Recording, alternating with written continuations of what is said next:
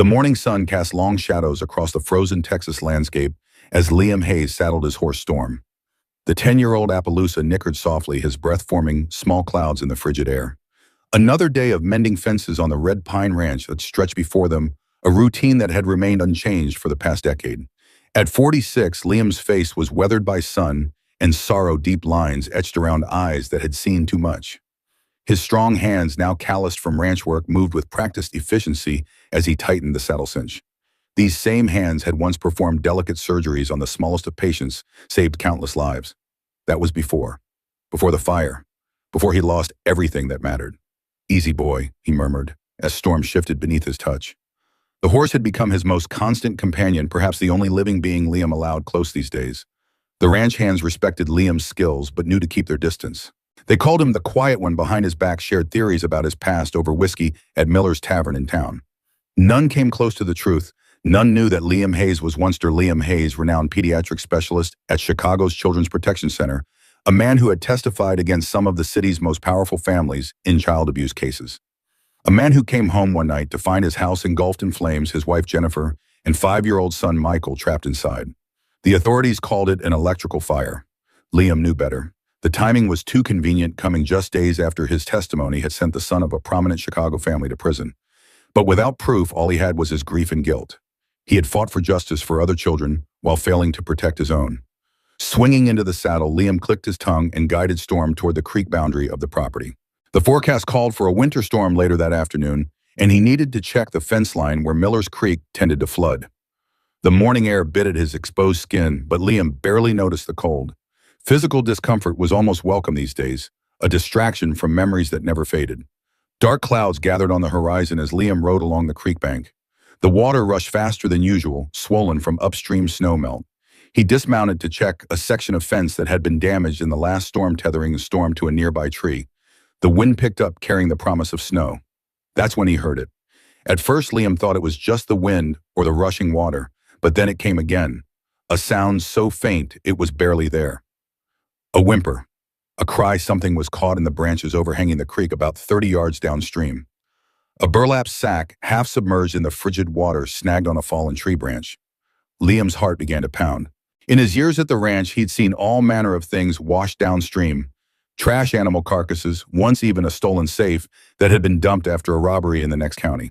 But this sack moved in a way that made the hair on the back of his neck stand up. The creek was running high and fast, the water temperature barely above freezing. Liam hesitated only a moment before wading in, cursing, as the icy water soaked through his jeans. The current pushed against his legs with surprising force, nearly toppling him twice before he reached the sack. Up close, his worst fears were confirmed. The burlap moved slightly, and when he touched it, he felt something solid inside. Something alive. With trembling fingers, Liam worked at the rough rope that sealed the top of the sack. The knot was tight, clearly tied by someone who meant business. When he finally pulled the opening wide, his breath caught in his throat. A baby girl lay inside, no more than 8 months old, with wispy blonde hair matted to her head. Her skin was a terrifying shade of blue-gray, her lips nearly purple from cold. For a terrible moment, Liam thought he was too late. Then her tiny chest rose slightly, and her eyelids fluttered. Blue eyes, startlingly bright against her pallid skin, looked up at him. Her lips moved, forming a sound barely louder than a whisper. "Ma, Ma." Something inside Liam shattered at that moment, a wall he'd built around his heart cracking under the weight of this child's desperate plea. Before he could react further, a sharp crack echoed across the water, followed by the distinctive whine of a bullet passing entirely too close to his head. The shot kicked up water just 3 feet away. Liam ducked instinctively, clutching the child to his chest. Another shot rang out, splintering the branch near his head. Someone was shooting at them, trying to finish what they'd started. Crouching low, Liam scanned the tree line on the opposite bank but saw nothing. Whoever was shooting knew the terrain, knew how to stay hidden. A third shot kicked up water, closer still, and Liam realized they weren't going to stop until both he and the baby were dead. The creek bank on his side offered minimal shelter. A slight depression where erosion had carved out the dirt beneath gnarled tree roots. It wasn't much, but it was all they had. Holding the child close to his chest, Liam lunged for the overhang, sliding into the muddy hollow, just as another bullet struck the water where he'd been standing. His heart hammered against his ribs as he pressed his back against the cold earth. The baby in his arms was limp, her breathing shallow and irregular. Even in the dim light of their hiding place, Liam could see she was slipping away, her body temperature dangerously low from exposure. I couldn't save my son, he whispered, the words emerging unbidden. But I won't let you die. For the first time in 10 years, his medical training took over, pushing aside the rancher persona he'd adopted. The baby needed warmth immediately. Liam unzipped his coat with one hand, still holding her close with the other, and tucked her against his chest inside his flannel shirt. Her skin felt like ice against his, but he held her tight, willing his body heat to transfer to her tiny form. Next, he needed to stimulate her circulation. Keeping one ear alert for sounds of their attacker approaching, Liam began to gently massage the baby's limb, coaxing blood back into her extremities. Her skin was mottled with cold, but as he worked, a hint of pink began to return to her fingers and toes. "Stay with me, little one," he murmured, his voice soft but urgent. "Just stay with me." Time seemed to stretch as they huddled in their makeshift shelter. Liam strained to hear movement on the bank above, but the only sounds were the rushing creek and the occasional distant bird call. After what felt like hours but was likely only 20 minutes, he risked peering over the edge of the hollow. The opposite bank stood empty, no sign of their attacker. Still, Liam waited another 10 minutes before slowly emerging from hiding. The baby stirred against his chest, her movements stronger now, a good sign. But she was far from safe. She needed medical attention immediately. Storm waited patiently where Liam had left him, stomping occasionally against the cold. Moving as quickly as he dared with his precious cargo, Liam mounted, keeping the baby secure inside his coat. He turned Storm toward town at a gallop, staying away from open areas when possible, using the tree line for cover. Millfield was a small town of barely 5,000 souls, the kind of place where everyone knew everyone else's business. Liam had chosen it precisely because it was unremarkable, the perfect place to disappear. Now, as he rode down Main Street with a half-frozen baby hidden inside his coat, he felt every curious eye tracking his progress. Dr. Eleanor Reed's clinic sat at the far end of town, a modest white building with a small sign advertising family medicine. Liam had avoided the place during his years in Millfield, handling his own minor injuries and keeping his medical knowledge to himself. Now he practically fell from Storm's back in his haste to reach the clinic door. The reception area was empty, save for a middle-aged woman behind the desk, who looked up in surprise as Liam burst in, wild-eyed and breathless. "I need Dr. Reed now," he said, already unzipping his coat to reveal the baby. "She was in the creek tied in a sack. Someone tried to kill us both." The receptionist gasped, already reaching for the phone. "Dr. Reed, emergency," she called into the receiver before rushing around the desk. "Bring her here, let me see." Before Liam could respond, a door opened and Dr. Tew. Eleanor Reed emerged, a woman in her 50s with steel-gray hair pulled back in a practical bun. She took in the scene with one glance, her professional demeanor taking over. "Exam room 1 immediately," she said, already moving down the hallway. Liam followed, the baby still clutched to his chest. In the brightly lit exam room, he finally got a clear look at the child he'd rescued. Her skin was ghostly pale with a bluish tinge, her lips still showing signs of cyanosis. Dr. Reed gently took her from Liam's arms, placing her on the exam table. "How long was she in the water?" Dr. Reed asked as she efficiently unwrapped the soaked blanket from around the baby. "I don't know," Liam replied, suddenly feeling helpless without the child in his arms. "I found her maybe 45 minutes ago.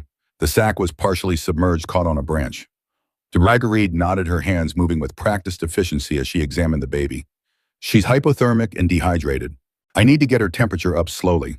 Julie," she called to the receptionist who hovered in the doorway. "Warming blankets in the infant resuscitation kit." As Julie hurried away, Dr. Reed looked up at Liam. "You said someone tried to kill you both." Liam nodded grimly. "Shots fired from the opposite bank. I didn't see who it was, but they were a good shot. Too good for a hunter who mistook us for game." Dr. Reed's expression darkened. "I'm calling Sheriff Miller. This is attempted murder." As she reached for the phone on the wall, Liam felt a wave of unease. He'd spent 10 years avoiding attention, and now he was about to be at the center of a criminal investigation. But there was no avoiding it. Not if he wanted justice for this child. "Mr. Hayes, right?" Dr. Reed said as she dialed. "You're from the Red Pine Ranch." Liam nodded, surprised she knew who he was. He'd been careful to keep to himself. "Ranch hand, aren't you?" she continued, her tone casual as she waited for the sheriff to pick up. "Funny the way you checked her capillary refill and pupillary response when you first brought her in. Almost like you knew what you were looking for." Liam froze, caught off guard by her observation. He'd acted on instinct, medical training, kicking in before he could stop himself. "Sheriff's office," she said into the phone, her eyes still on Liam. "This is Dr. Reed. I need Sheriff Miller at my clinic immediately. Attempted murder of an infant." She paused, listening. "Yes, that's right. And tell him we may have a witness." As she hung up, the door to the clinic opened again, and a woman's voice called out from the reception area. "Julie, I brought Dr. Reed's prescription refill." The voice stopped abruptly as its owner appeared in the doorway of the exam room, taking in the scene before her. Olivia Bennett stood frozen, her dark hair falling from a hasty bun, her eyes wide as she stared at the baby on the exam table. At 34, she was striking rather than conventionally pretty, with intelligent eyes and a determined set to her jaw. Liam knew her by sight. She taught at the local elementary school and volunteered at the children's center on weekends. They'd never spoken. "Olivia, perfect timing," Dr. Reed said. "I could use another pair of hands." Olivia seemed to shake herself from her shock, stepping fully into the room. "What happened?" she asked, already moving to assist Dr. Reed. While the doctor briefly explained, Liam found himself backing toward the door. His job was done. He'd brought the baby to safety. Now he could leave before questions were asked, before his carefully constructed identity began to unravel. "Where do you think you're going, Mr. Hayes?" Dr. Reed asked without looking up from the baby. "Sheriff Miller will want your statement, and we may need you to identify the location exactly. Besides," she added, her voice softening slightly, "she seems to have taken a liking to you." Liam looked down to find the baby's eyes open again, those startling blue orbs fixed on him. One tiny hand reached out, fingers grasping at air. Without thinking, he stepped closer, allowing her to grasp his finger. Her grip was surprisingly strong for a child so weakened. Ma," she whispered again, the sound breaking something inside him. "She needs a name," Dr. Reed said quietly, "at least until we figure out who she is." Olivia, who had been helping attach monitoring equipment, looked up. "Hope," she said softly. "She needs to be called Hope. Because that's what she is, isn't it? Hope that survived against all odds." Liam found himself nodding. "Hope," he repeated the name, feeling right on his tongue. The clinic door opened again and heavy footsteps approached. Sheriff Thomas Miller filled the doorway, his imposing frame clad in the tan uniform of the county sheriff's department. At 60, with a face weathered by Texas sun, in 25 years in law enforcement, Miller had seen it all. But even his stoic expression faltered at the sight of the tiny patient. "What in God's name?" he murmured, removing his hat. Dr. Reed straightened up. "Infant female, approximately 8 months old, found in a burlap sack in Miller's Creek. Hypothermic, dehydrated, but stable for now. And someone took shots at Mr. Hayes here when he rescued her." Sheriff Miller's sharp gaze swung to Liam. "That true, Hayes?" Liam nodded, suddenly aware of how bizarre the story sounded. "3 shots, maybe 4, from the east bank of the creek where it borders the Ravenwood property." "Ravenwood?" Miller repeated, his expression darkening. "That's Montgomery land." A heavy silence fell over the room. Edward Montgomery was Millfield's mayor and largest landowner, his family one of the founding members of the county. The Montgomerys owned the bank, half the businesses in town, and held considerable sway in state politics. Crossing them was something people simply didn't do. "I'm not saying it was anyone from Ravenwood," Liam clarified. "Just that the shots came from that direction." Miller nodded, pulling out a small notebook. "I'll need your full statement, and I'll need to see exactly where this happened." He paused, looking at the baby. "Doc, what's her condition?" "Critical but stable," Dr. Reed replied. "She'll need round-the-clock care for at least the next 48 hours. I'd send her to County General, but with this storm moving in..." As if on cue, the windows rattled with a gust of wind, and snow began to fall, thick flakes swirling past the glass. "Roads will be closed within the hour," Miller confirmed. "You'll have to keep her here." Reed sighed, glancing at the monitors. "I can't monitor her and see patients. I'll need help." "I can stay," Olivia offered immediately. "I don't have classes tomorrow. Teacher workday." To Liam's surprise, he heard his own voice joining hers. "I'll help too." 3 pairs of eyes turned to him in surprise. Liam was as startled by his offer as they were. For 10 years, he'd avoided any situation that might require emotional connection. Why was he volunteering now? But as Hope's tiny fingers tightened around his, he knew why. This child had awoken something he thought long dead. A fierce protectiveness, a need to ensure that at least one vulnerable life was saved on his watch. "Well," Dr. Reed said after a moment, "it seems our little Hope has quite the support team already." Sheriff Miller pocketed his notebook. "Hayes, I still need your statement, but it can wait until the baby's stabilized. I'll start looking into missing infants and check the area where you found her once this storm passes." As the sheriff turned to leave, Hope began to fuss, her face scrunching up in discomfort. Olivia reached for her, instinctively lifting her from the exam table with practiced ease. There," she murmured, cradling Hope against her shoulder. "You're safe now." As Olivia turned slightly to better support the baby's head, Liam noticed something. A small birthmark behind Hope's left ear, shaped like a crescent moon. A distinctive mark unusual enough to be identifying. Olivia saw it too. Her entire body went rigid, her face draining of color. "Olivia," Dr. Reed asked, concern in her voice. Are you all right? This mark, Olivia whispered, her voice trembling. Behind her ear. It can't be. What about it? Liam asked, stepping closer. Olivia looked up, her eyes wide with shock. My sister Sophie was a private nurse for the Montgomery family. She disappeared 9 months ago.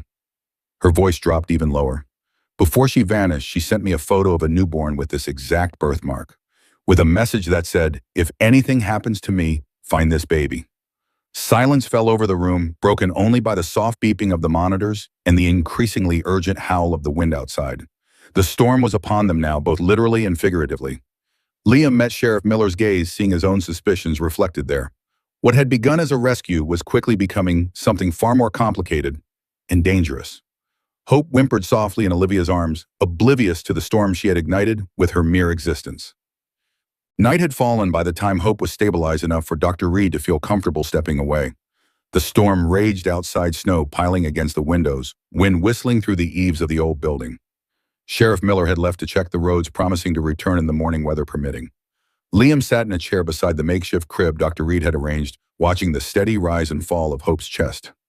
Her color had improved dramatically in the past few hours, pink returning to her cheeks, her lips no longer showing the blue tinge of hypothermia. According to Dr. Reed, she was responding better than expected. A fighter, she'd called her. The door opened softly and Olivia entered, carrying 2 steaming mugs. Dr. Reed is napping in her office, she said quietly, handing one of the mugs to Liam. She said to wake her in an hour. Liam accepted the coffee with a nod of thanks. Olivia pulled another chair close to the crib, her eyes fixed on Hope's sleeping form. Tell me about your sister, Liam said after a moment of silence. Olivia's hands tightened around her mug. Sophie was a pediatric nurse, brilliant, compassionate. She took a private position with the Montgomery family 9 months ago. Said the pay was too good to pass up. She took a shaky breath. 3 weeks later, she sent me that photo with the cryptic message. Then she vanished. Police said she'd packed some clothes to take in her car. Said it looked like she'd left voluntarily. But you don't believe that, Liam said. It wasn't a question. Sophie wouldn't leave without telling me where she was going. We're all each other has since our parents died. Olivia's voice cracked slightly. About a month after she disappeared, I started getting postcards. From Sophie, supposedly. From all over. Colorado, California, even Mexico. Saying she needed time away, was figuring things out. You don't think she wrote them? Olivia shook her head firmly. The handwriting was hers, but the words weren't. Sophie and I have a code, something we've done since we were kids. If she's in trouble, she dots her I's with a tiny circle instead of a point. Every single postcard had those circled eyes. Liam felt a chill that had nothing to do with the storm outside. Have you told Sheriff Miller? I tried early on, but there was no evidence of foul play. Her car was gone, her apartment cleared out. The Montgomerys said she'd given notice, said she was moving out west. Olivia looked up, her eyes fierce despite the tears gathering in them. But now there's Hope, with the exact same birthmark Sophie showed me. That can't be coincidence. Hope stirred in her sleep, making small sounds of distress. Without thinking, Liam reached into the crib, gently stroking her cheek with one finger. She settled immediately, turning toward his touch. You're good with her, Olivia observed. Liam withdrew his hand as if burned uncomfortable with the observation. He'd revealed too much already today, let too many of his carefully constructed walls slip. I should check the generator, he said abruptly, rising from his chair. Make sure we don't lose power in this storm. He felt Olivia's eyes on him as he left the room, knew she was wondering about his sudden retreat. Let her wonder. The less anyone knew about him, the better. The clinic's small utility room housed an aging generator that hummed steadily, providing backup power. Liam checked the fuel levels and connections more for something to do than out of genuine concern. As he worked, he tried to make sense of the day's events. A baby abandoned to die. Shots fired to ensure she didn't survive. A missing nurse who might have sent a warning about this very child. And at the center of it all, the most powerful family in the county.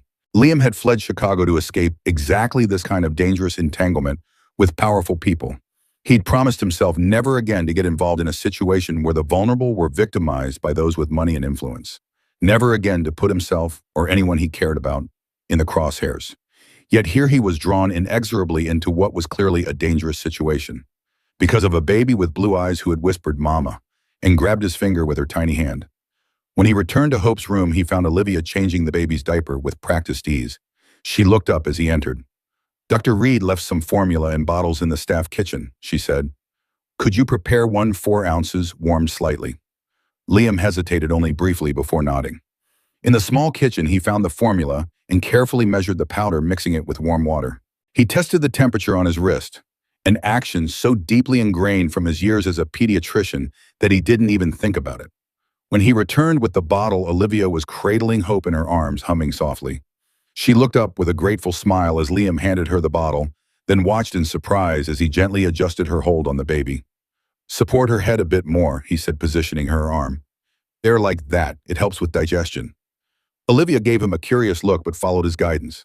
Hope took to the bottle immediately, sucking eagerly. You're full of surprises, Mr. Hayes, she said quietly. First you risk your life to save an abandoned baby. Then you show up with medical knowledge no ranch hands should have. Who are you really? Liam stiffened, mentally cursing his carelessness. Just someone who's picked up a few things over the years, he said, his tone making it clear the subject was closed. Olivia didn't press, but her eyes told him she wasn't fooled. Well, whoever you are, she said after a moment, Hope is lucky you found her. They fell into silence as Hope finished her bottle, her eyelids growing heavy with each swallow.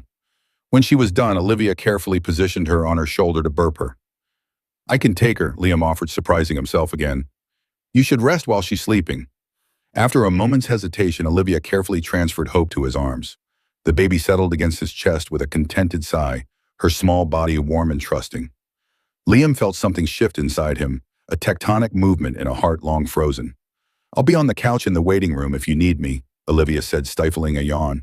Wake me for the next feeding. Liam nodded, already gently patting Hope's back. When Olivia had gone, he lowered himself into the rocking chair in the corner, moving slowly so as not to disturb the now sleeping infant. In the dim light, with only the soft beeping of monitors and the howl of the wind outside, Liam found himself speaking softly to the child in his arms. You've caused quite the stir, little one, he murmured.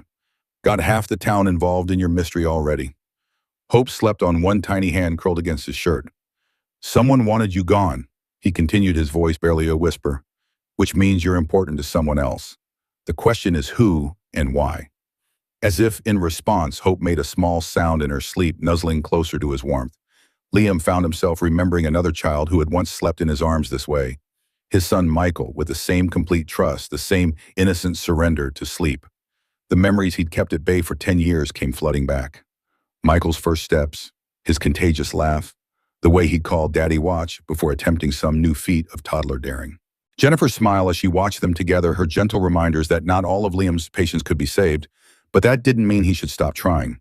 Before he realized it, tears were sliding down his weathered cheeks, the first he'd allowed himself in years. I couldn't save them, he whispered to Hope, but I swear to you I will protect you, whatever it takes. In that moment, in the quiet eye of both the literal and figurative storm surrounding them, Liam Hayes made a promise he hadn't thought himself capable of making ever again. A promise to care, to protect, to fight if necessary. A promise that would irrevocably change the careful isolation he'd built around himself.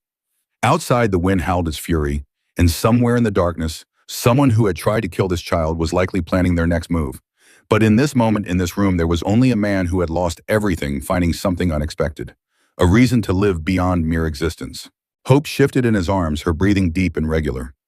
Liam adjusted his hold, settling in for the long night ahead. Sleep well, little fighter, he whispered. I've got you now. But morning broke clear and cold, the storm having blown itself out sometime in the pre-dawn hours. Snow blanketed the town of Millfield, transforming the modest buildings and bare trees into a winter wonderland. Under different circumstances, it might have been beautiful. Liam stood at the window of Hope's room, watching as the first townsfolk began the process of digging out. The baby was awake in her crib, making soft cooing sounds as she played with a stuffed bear. Dr. Reed had found in her office. Overnight, Hope had shown remarkable improvement. Her temperature was normal, her appetite strong, her eyes bright and curious. Looking at her now pink-cheeked and alert, it was hard to believe she was the same half-dead infant he'd pulled from the creek just yesterday. Hard to believe someone had tried to murder this perfect, innocent child. The door opened and Dr. Reed entered, followed by Sheriff Miller. The sheriff's uniform was dusted with snow, his expression grim. How is she this morning? Reed asked, moving to check Hope's vital signs. Strong, Liam replied. She took 6 ounces at the 5 a.m. feeding and has been alert since, bro. Reed nodded approvingly. Remarkable resilience, so, she's going to be fine physically at least. She glanced at Sheriff Miller. The question is what happens next. The sheriff removed his hat, turning it in his large hands. I've been to the creek this morning. Found the spot where Hayes says he found her. Evidence confirms his story. Footprints the branch where the sack caught. He paused. Also found 3 bullet casings on the east bank. 9mm high-quality ammunition. Not your standard hunting rounds. Military grade, Liam asked, his suspicion growing. Miller's eyebrows rose slightly at the question. Similar, he confirmed. The kind used by professional security details or law enforcement. He studied Liam with increased interest. You know your ammunition, Hayes. Liam cursed silently. Another slip. Grew up hunting, he said shortly. You learn to recognize different loads. Miller didn't look convinced, but continued his report. I've put out inquiries about missing infants. Nothing so far in our county or the surrounding ones. No reports of a missing baby girl matching her description. What about Rebecca Montgomery? Olivia's voice came from the doorway. She stood there, her hair damp from a recent shower, her expression determined. She's been away at boarding school for 9 months now. Convenient timing, don't you think? Sheriff Miller's expression grew even more serious. That's a serious implication, Miss Bennett. The Montgomerys are the most powerful family in the county I know. Olivia interrupted. But my sister worked for them, showed me a photo of a baby with the exact same birthmark as Hope, and then vanished. Now this baby turns up in a sack in the creek that runs through Montgomery property. And someone with professional-grade ammunition tried to make sure she didn't survive being found, Liam added quietly. That doesn't sound like a desperate mother abandoning her child. That sounds like someone cleaning up loose ends. Dr. Reed cleared her throat. Sheriff, I've completed my examination of Hope. There's something else you should know.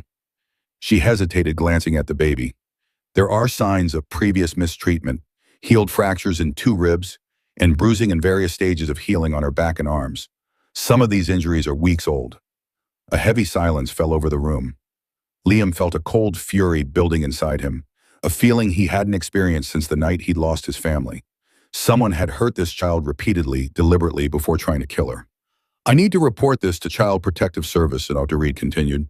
But with the road still partially blocked, it will be at least tomorrow before they can send someone. She needs to stay somewhere safe until then, Sheriff Miller said. Somewhere not obvious. If someone's trying to eliminate her, they might try again.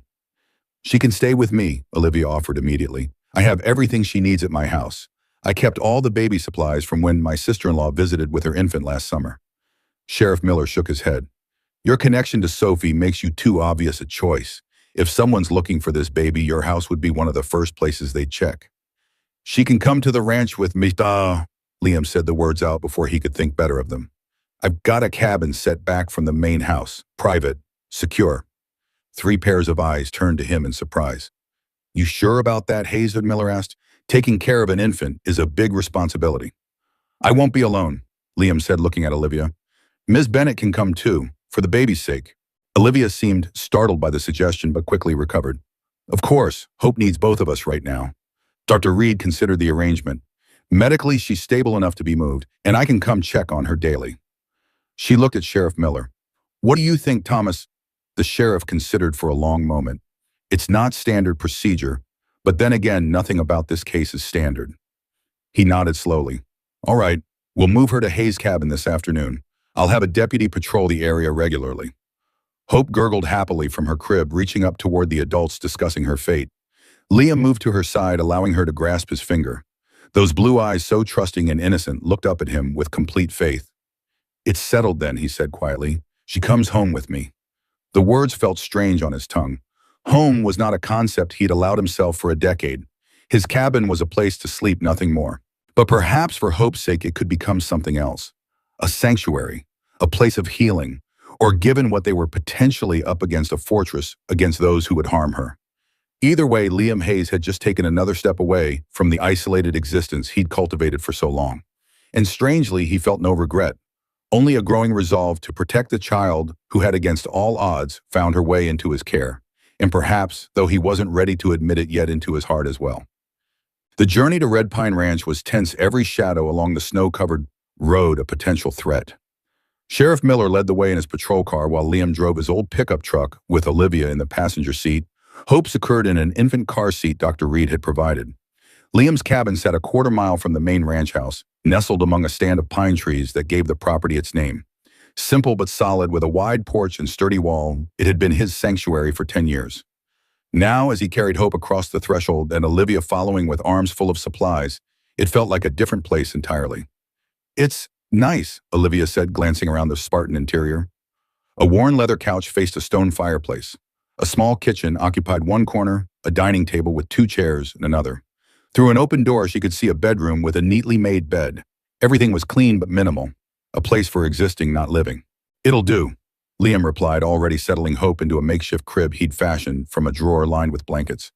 "Bathroom's through there. You can take the bedroom. I'll sleep on the couch." Sheriff Miller entered behind them, surveying the space with a professional eye. "Defensible," he noted approvingly. "Good sightlines, solid walls. I'll have Deputy Carson drive by every few hours." He turned to Liam. "Still got that shotgun I know you keep, Hayes?" Liam nodded toward a cabinet beside the fireplace. "Locked and loaded." "Good." Miller handed Olivia a radio. "Cell service out here is spotty. Use this if you need to reach me or the station. Channel 3. He paused, his weathered face serious. "I'm looking into the Montgomery angle, but discreetly. If they're involved, I need solid evidence before making any moves." After the sheriff left, a strange silence descended on the cabin. Olivia busied herself unpacking the supplies they'd brought. Formula diapers, baby clothes donated by Dr. Reed's nurse. Liam built a fire, the familiar task helping to settle his nerves. Hope watched them both from her makeshift crib, her expression solemn, as if she sensed the gravity of the situation. When the fire was crackling steadily, Liam approached the crib, and Hope immediately reached for him, her tiny face lighting up with a smile. Without thinking, he lifted her into his arms, settling her against his shoulder with practiced ease. Only when he turned to find Olivia watching him with undisguised curiosity did he realize he'd given himself away again. "You've done that before," she said, not a question, but a statement. "Held babies, cared for them." Liam considered deflecting again, but found himself too tired for the pretense. "A long time ago," he admitted. "You were a doctor, weren't you?" Olivia pressed gently. "I saw how you checked her reflexes this morning, how you knew exactly where to look for signs of previous injuries. That's not something you pick up casually." Hope squirmed in his arms, and Liam adjusted his hold, automatically supporting her head with practiced precision. The evidence against him mounted with every instinctive movement. "If we're going to protect her together," Olivia continued, "I need to know who you really are. We both have secrets, Mr. Hayes, but Hope's life might depend on us trusting each other." She was right, and Liam knew it. Still, the words stuck in his throat. He hadn't spoken of his past to anyone in 10 years, had built walls so high around those memories that even he rarely scaled them anymore. Hope made a soft sound against his neck, her breath warm and trusting. For her sake, he would try. "My name is Liam Hayes," he began, his voice rough with disuse. "Dr. Liam Hayes. I was a pediatric specialist at the Children's Protection Center in Chicago." He swallowed hard. "I specialized in cases of child abuse, worked with law enforcement to build cases against perpetrators." Olivia's eyes widened slightly, but she said nothing, allowing him to continue at his own pace. 10 years ago, I testified in a high-profile case against the son of a prominent Chicago family. 3 days later, my house burned down with my wife, Jennifer, and my 5-year-old son, Michael, inside." The words felt like glass in his throat, sharp and painful. "The official report called it an electrical fire, but the timing was too convenient." "You think they were murdered?" Olivia said softly. "Because of your testimony." Liam nodded, not trusting himself to speak further. Hope stirred in his arms, sensing his tension, and he forced himself to relax to breathe normally. "I'm so sorry," Olivia said, genuine compassion in her voice. "That's why you're hiding here, isn't it? Why you've been living as a ranch hand all these years?" "I couldn't prove anything," Liam continued after a moment. "And without proof, what was the point? They were gone. Nothing would bring them back." He looked down at Hope, her blue eyes now drooping with sleep. "I promised myself I'd never get involved again. Never put myself in a position where powerful people could take away someone I cared about." The admission hung in the air between them, that against all odds, against his better judgment, he had come to care for the child in his arms. "And yet here you are," Olivia said quietly, "protecting Hope, standing against the Montgomerys if they're involved." "Here I am, Liam agreed, his voice barely audible. "God help me." Olivia stepped closer, her expression earnest. "You're not alone this time," she said. "I'm looking for answers too. For Sophie, for Hope. We're stronger together." Before Liam could respond, Hope began to fuss in his arms, her face scrunching up with hunger. The moment of vulnerability passed as they shifted into caregiving mode, Olivia preparing a bottle while Liam soothed the increasingly vocal infant. As night fell, they established a tentative routine, working together to care for Hope with a coordination that belied their short acquaintance. Olivia's experience with her niece complemented Liam's medical knowledge, creating a partnership that felt surprisingly natural. After Hope's evening feeding, Liam found himself on the porch watching the stars emerge above the snow-covered landscape. The night was crisp and clear, the air so cold it hurt to breathe deeply. Behind him through the window, he could see Olivia gently rocking Hope to sleep, humming a lullaby barely audible through the glass. The domesticity of the scene struck him with unexpected force. For 10 years, he'd lived like a ghost present, but not truly participating in life. Now, in the span of 24 hours, his carefully constructed isolation had been shattered by a baby in a burlap sack and a determined schoolteacher with secrets of her own. More dangerously still, he found himself not minding the intrusion. The door opened softly behind him, and Olivia stepped out, wrapping a blanket around her shoulders against the cold. "She's asleep," she said, joining him at the railing. "Went down easily." Liam nodded, still looking at the stars. "She feels safe now." They stood in companionable silence for a moment, the only sound the occasional creak of the old cabin settling and the distant hoot of an owl. "When I was a boy," Liam found himself saying, "my father told me that stars were windows into heaven, where our loved ones could look down on us." He smiled faintly at the memory. "It's not true, of course. Just a comforting lie parents tell children to explain death." "I don't know," Olivia said thoughtfully. "Science can explain what stars are, but not what they mean to us. Maybe they can be both. Burning balls of death in windows for those we've lost." Liam glanced at her, surprised by the sentiment. "Is that what you tell your students?"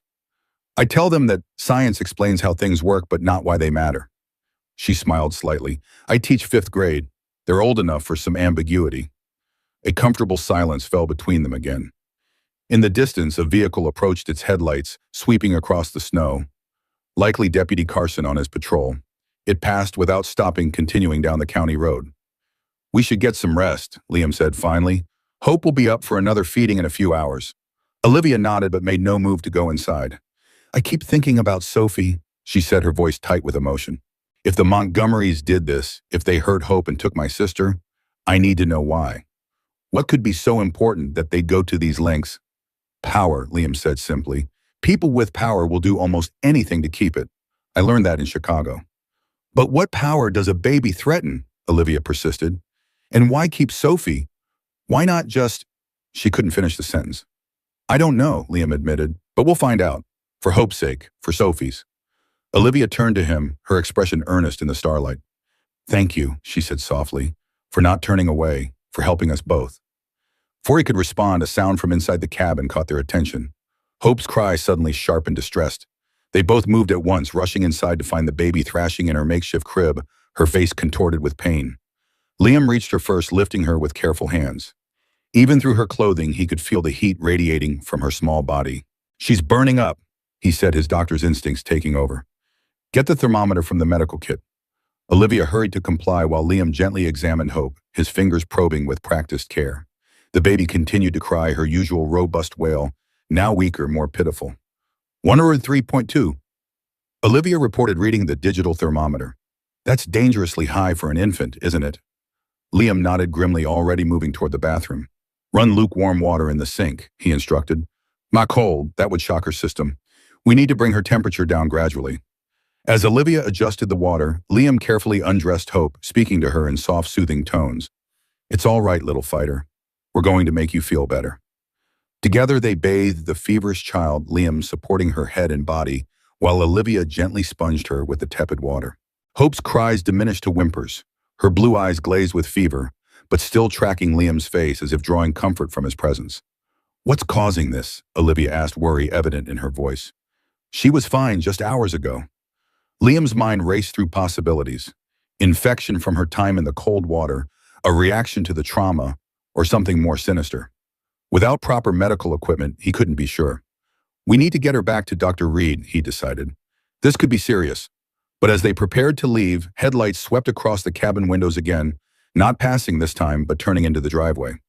Liam handed Hope to Olivia and moved to the window, peering cautiously through the curtains. A black SUV with tinted windows had parked beside his truck. Two men in dark suits emerged, their movements precise and professional. Even from a distance, Liam could see the telltale bulge of shoulder holsters beneath their jackets. "Who is it?" Olivia whispered, clutching Hope to her chest. "Trouble," Liam replied grimly, already moving toward the cabinet where he kept his shotgun. Take Hope to the bedroom, lock the door, and call Sheriff Miller on the radio, now. As Olivia retreated with the feverish child, Liam checked the shotgun, making sure it was loaded. 10 years of peace were about to end, it seemed. But this time he wasn't running. This time he had something, someone to protect. The men approached the porch with measured steps, their breath clouding in the cold night air. One reached inside his jacket, and Liam tensed, finger tightening on the trigger. But instead of a weapon, the man withdrew an identification wallet, holding it up to the porch light. "Dr. Hayes," he called, his voice carrying clearly in the still night. "My name is Agent Daniel Foster, FBI. We need to talk about the baby you found, and about the Montgomerys." Liam remained perfectly still, the shotgun steady in his hands. Trust didn't come easily after 10 years of hiding, and conveniently timed federal agents. Seemed too good to be true. "Show me that ID again," he called through the door. "Both of you, slowly." The men complied, holding their credentials toward the window where Liam could see them clearly. They appeared genuine, but Liam had learned the hard way that appearances could be deceiving. "Call Sheriff Miller," he instructed over his shoulder to Olivia. "Ask him to verify their identities." From the bedroom, he heard Olivia's voice on the radio, urgent but controlled. Hope's whimpers provided a pitiful counterpoint to the tension of the moment. "They say they're FBI," Olivia was saying. "Foster and Sullivan. Can you confirm?" After what seemed like an eternity, Sheriff Miller's voice crackled over the radio. "They're legit, Olivia. I've been working with them. Let them in." Liam lowered the shotgun slightly but didn't put it away. Federal agents or not, trust would have to be earned. He opened the door just enough to speak through the gap. "The baby is sick," he said without preamble. "She needs medical attention immediately." Agent Foster nodded, his expression serious. "We have a doctor with us in the car. She can help, but we need to move quickly. You're not safe here anymore." "What do you mean?" Liam demanded, still blocking the entrance. "Vincent Taylor, Mayor Montgomery's head of security, has been asking questions around town," the second agent, Sullivan, explained, "about a ranch hand who might have found something by the creek. It won't take him long to connect the dots to you." From the bedroom, Hope's cries grew more distressed. Liam felt trapped between impossible choices: trust these strangers or risk Hope's health by delaying treatment. In the end, it was Hope who made the decision for him. Her cries suddenly changed pitch, becoming weaker, more gasping. Liam recognized the sound immediately. A child struggling to breathe. "Get your doctor," he said, pulling the door open. "Now." As Agent Sullivan hurried back to the SUV, Foster stepped inside, his sharp eyes taking in the cabin's interior with a professional assessment. "We've been investigating the Montgomerys for 2 years," he explained quickly. "Money laundering, corruption, suspected human trafficking. But we've never been able to get close enough for solid evidence. Human trafficking." Olivia emerged from the bedroom. Hope clutched to her chest. The baby's breathing was labored now, her small face flushed with fever. Foster's expression darkened. "We believe Rebecca Montgomery gave birth to that child approximately 8 months ago. The family covered it up, sent Rebecca away supposedly to boarding school. But there's more to it than simple reputation management." Before he could elaborate, the door opened again and a woman entered, mid-40s with short gray-streaked hair and the brisk efficiency of a medical professional. She carried a black doctor's bag, which she set down immediately upon seeing Hope. "I'm Dr. Langley," she said, already moving toward Olivia and the baby. "FBI medical consultant. Let me see her." Liam watched with a critical eye as Dr. Langley examined Hope, her movements precise and practiced. She listened to the baby's chest with a stethoscope, checked her throat, tested her reflexes. "Pneumonia," she diagnosed, looking up at Liam. "Early stages, but moving fast. Her immune system is already compromised from exposure and previous malnutrition." She reached into her bag, withdrawing a vial and syringe. "She needs antibiotics immediately, and we should get her to a proper medical facility." "How do I know that's really antibiotics?" Liam challenged, still unwilling to trust completely. "Doctor." Langley met his gaze steadily. "You're a doctor, aren't you? Check the vial yourself. Ampicillin, standard pediatric formulation." Liam took the vial, examining it carefully. The label matched what she claimed, the liquid clear and without suspicious particulates. Still, he hesitated. "You worked at the Children's Protection Center in Chicago," Foster said quietly. "Specialized in abuse cases. Lost your family after testifying against the Carmichael family. We know who you are, Dr. Hayes, and right now we're that baby's best chance." The mention of his past, spoken so matter-of-factly, sent a chill through Liam. But the agent was right. Hope needed help now. "Give her the antibiotics," he decided, handing the vial back to Dr. Langley. "But we're not going anywhere until Sheriff Miller arrives to escort us." Foster nodded as if he'd expected this condition. "Already arranged. He's on his way, as Dr. Langley administered the medication. Hope's cries softened to whimpers. her eyes still fixed on Liam, as if seeking reassurance. He moved closer, allowing her to grasp his finger with her tiny hand. "It's going to be all right, little fighter," he murmured. "I promise to protect you, and I will." Olivia stepped to his side, her shoulder brushing his in silent solidarity.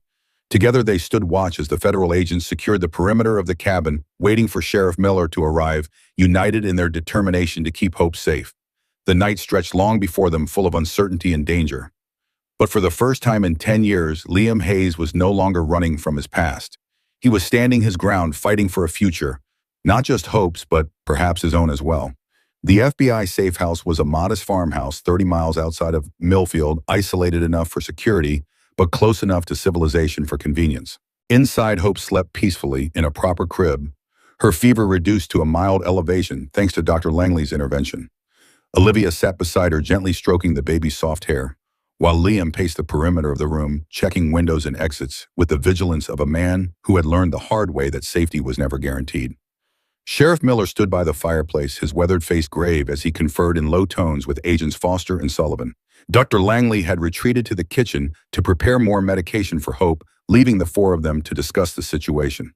"Start from the beginning," Liam said, finally stopping his restless movement to face the FBI agents.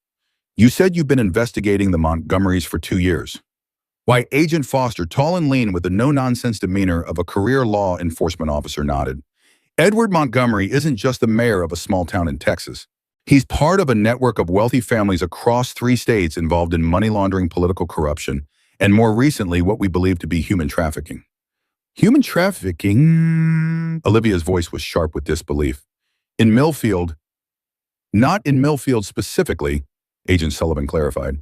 He was shorter than his partner, with salt and pepper hair and calculating eyes that missed nothing.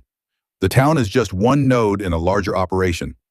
We believe Montgomery uses his bank to launder money from these operations."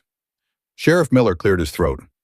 "I've been feeding them information for the past 8 months," he admitted, "after I noticed some irregularities in missing persons cases connected to the Montgomery estate." "Like Sophie," Olivia said quietly. "Like your sister," Miller confirmed, "and 3 other young women before her. All nurses or caretakers hired by the Montgomery family who supposedly resigned and moved away." But Liam's mind was racing, connecting dots with the precision that had once made him an expert witness in abuse cases. "The baby," he said. "Hope, you think she's connected to this trafficking operation?" Foster and Sullivan exchanged glances. "Not exactly," Foster said carefully.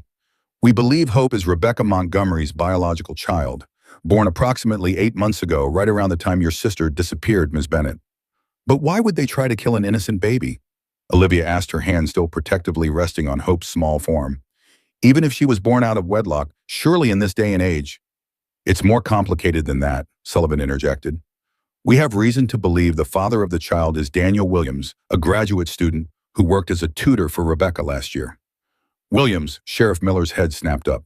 "Any relation to Marcus Williams, the civil rights attorney who's been investigating the Montgomerys for discriminatory lending practices?" Sullivan nodded grimly.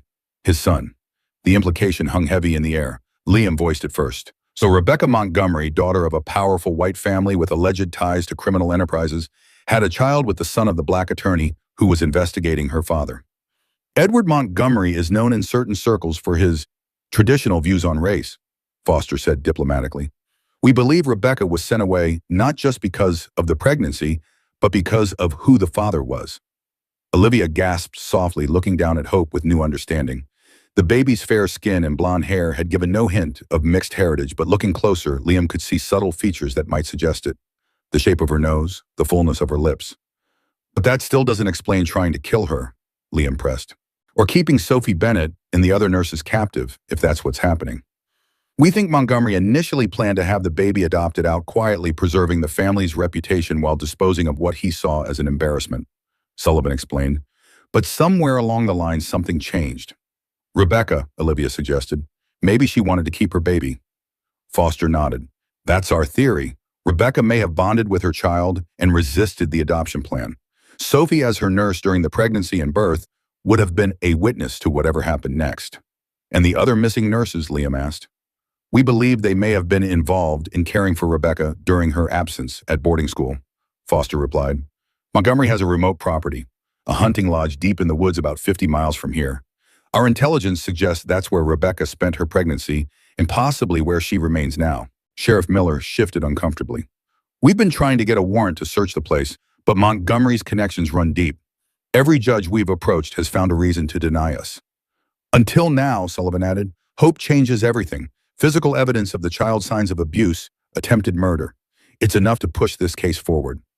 Liam exchanged glances with Olivia, seeing his own realization mirrored in her eyes. So Hope is more than just an abandoned baby, he said softly. She's evidence. Exactly, Foster confirmed. Evidence that could bring down not just Edward Montgomery, but potentially an entire network of corruption and trafficking, which is why they tried to kill her, and why they'll try again if they discover she's alive. A heavy silence fell over the room, broken only by Hope's soft breathing from the crib. Liam moved to stand beside Olivia, both of them looking down at the sleeping infant whose existence threatened a powerful criminal enterprise. What about Daniel Williams? Olivia asked suddenly. The father? Does he know about Hope? Sullivan's expression darkened. Daniel Williams disappeared 3 months ago. His father has been searching for him, convinced the Montgomerys are involved, but there's been no trace. Another victim then. Another life potentially destroyed by the Montgomerys' determination to protect their power and secrets. Liam felt the familiar cold anger rising in his chest, the same righteous fury that had driven him to testify against the Carmichael family in Chicago, despite the risks.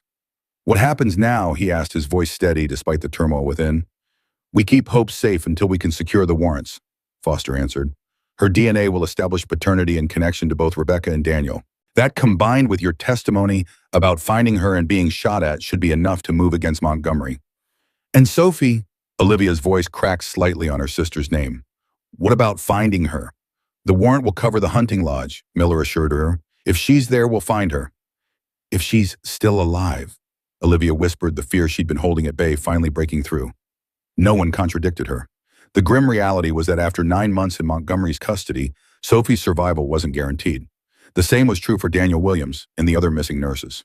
Hope stirred in her sleep, making a small sound of distress. Immediately, both Liam and Olivia leaned closer, their instincts to comfort perfectly synchronized despite their short time as her caretakers. Hope settled again at Olivia's gentle touch, her tiny features relaxing back into peaceful slumber. She trusts you both, Doctor. Langley observed from the doorway where she'd returned with medication. That's remarkable considering what she's been through. Children are resilient, Liam replied, his voice soft with remembered knowledge, especially when they feel safe. And she does feel safe with you, Dr. Langley agreed, which is why you both need to stay with her, at least for now. Familiar faces, consistent care. It's critical for her recovery, both physical and psychological. Foster nodded. We've arranged for you both to remain here with Hope until we secure the warrants. Should be 72 hours at most. We'll have agents on site 24/7 for protection. It was the logical course of action, but Liam felt a flicker of unease. Remaining here meant continuing to be involved, continuing to care for Hope, continuing to risk the emotional attachment he'd sworn to avoid after losing his family. Yet as he looked down at her sleeping form, he knew there was no real choice to make. He was already involved, already invested in her survival and well-being. The walls he'd built around his heart had been breached the moment he pulled her from that sack in the creek. We'll stay, he said, simply glancing at Olivia for confirmation. She nodded without hesitation, her determination matching his own. Good, Foster said. We'll have agents bring your personal effects from the cabin. For now, try to get some rest. There's a bedroom down the hall for each of you, and we've set up a nursery for Hope, adjacent to Ms. Bennett's room. As the others filed out, Olivia carefully lifted Hope from the crib, cradling her with practiced tenderness. I'll get her settled, she said to Liam. You should sleep. You haven't rested since you found her. Liam nodded, suddenly aware of the bone-deep exhaustion that had been hovering at the edges of his consciousness. Wake me when she needs her next feeding, he said. Olivia smiled softly. I will. Left alone in the living room, Liam sank onto the couch, his body heavy with fatigue, but his mind still racing. The Montgomerys trafficking missing nurses, a mixed-race baby hidden from the world. It was a tangled web of secrets and crimes with Hope at the center of it all. And now he was back in the thick of it once again, standing against powerful people who would stop at nothing to protect their interests. People who had already tried to kill once, who had made others disappear. The parallel to his past was inescapable. Yet this time felt different. This time he wasn't fighting alone. With that thought, Liam finally allowed exhaustion to claim him, falling into a dreamless sleep for the first time in years.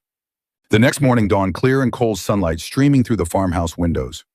Liam awoke disoriented, momentarily confused by the unfamiliar surroundings. Then the events of the past 48 hours came flooding back. Hope the Creek. The shooting, the FBI safe house.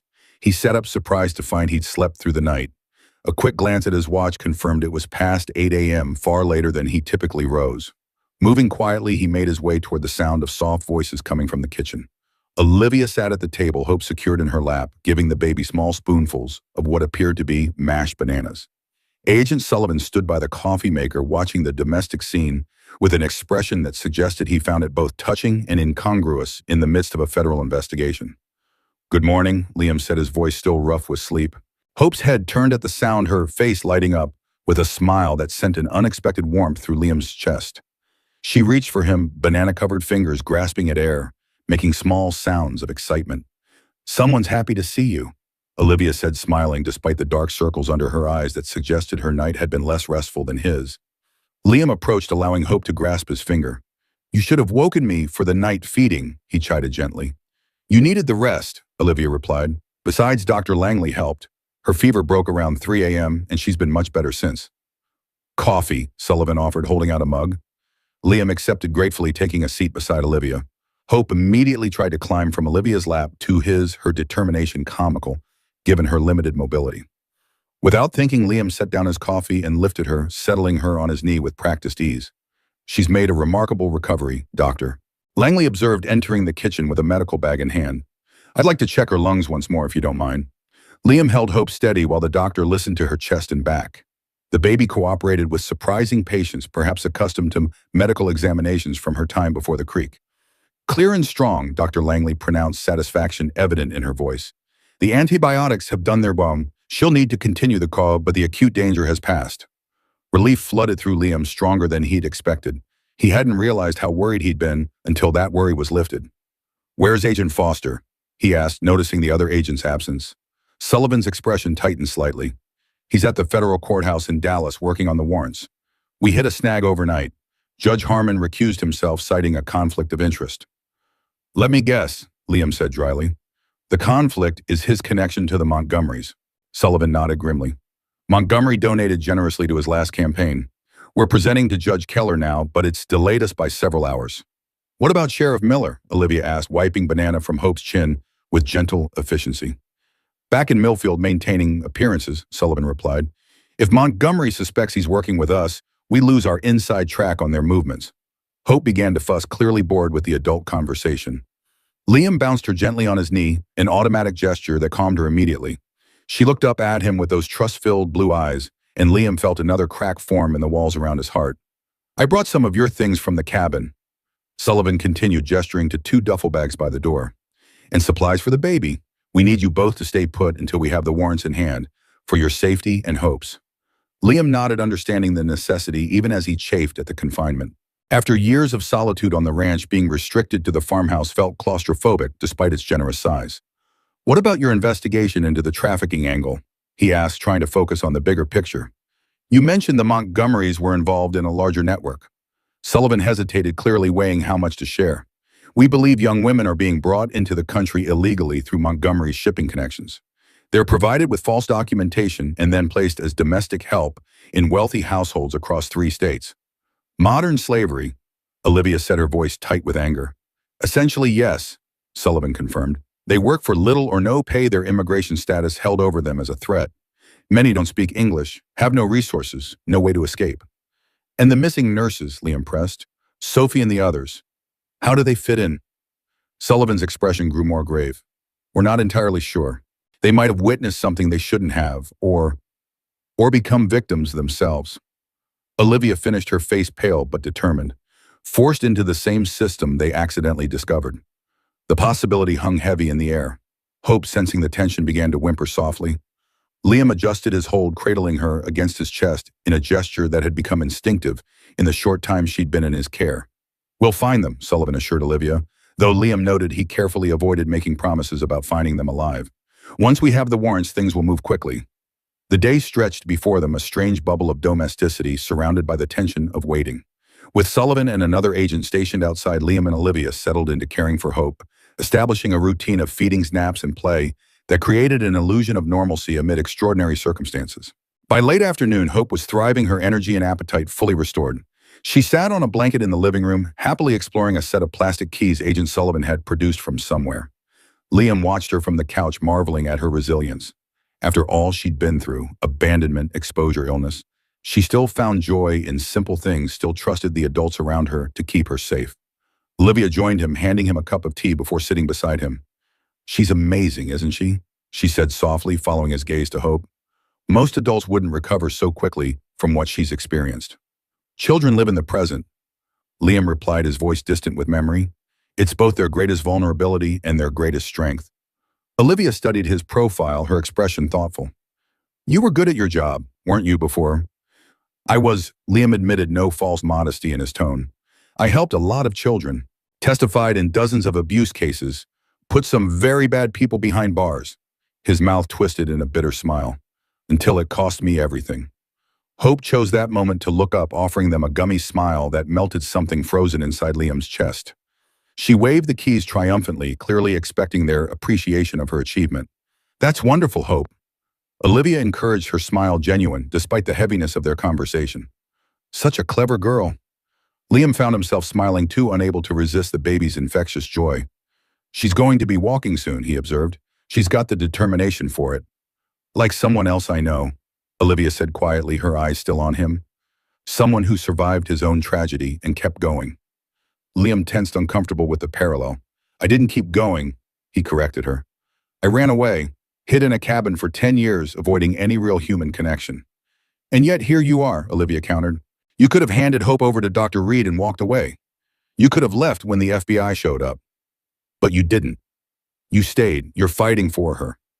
Before Liam could respond, Hope began to crawl toward them, her movements determined if not entirely coordinated. When she reached the couch, she pulled herself up on unsteady legs, clinging to Liam's pant leg for support. Her face lifted to his eyes, bright with accomplishment. "Papa," she said clearly, the syllables deliberate and unmistakable. The room seemed to freeze. Liam stared down at Hope in shock, his heart hammering against his ribs. She'd said Mama before when he first found her, but this was different.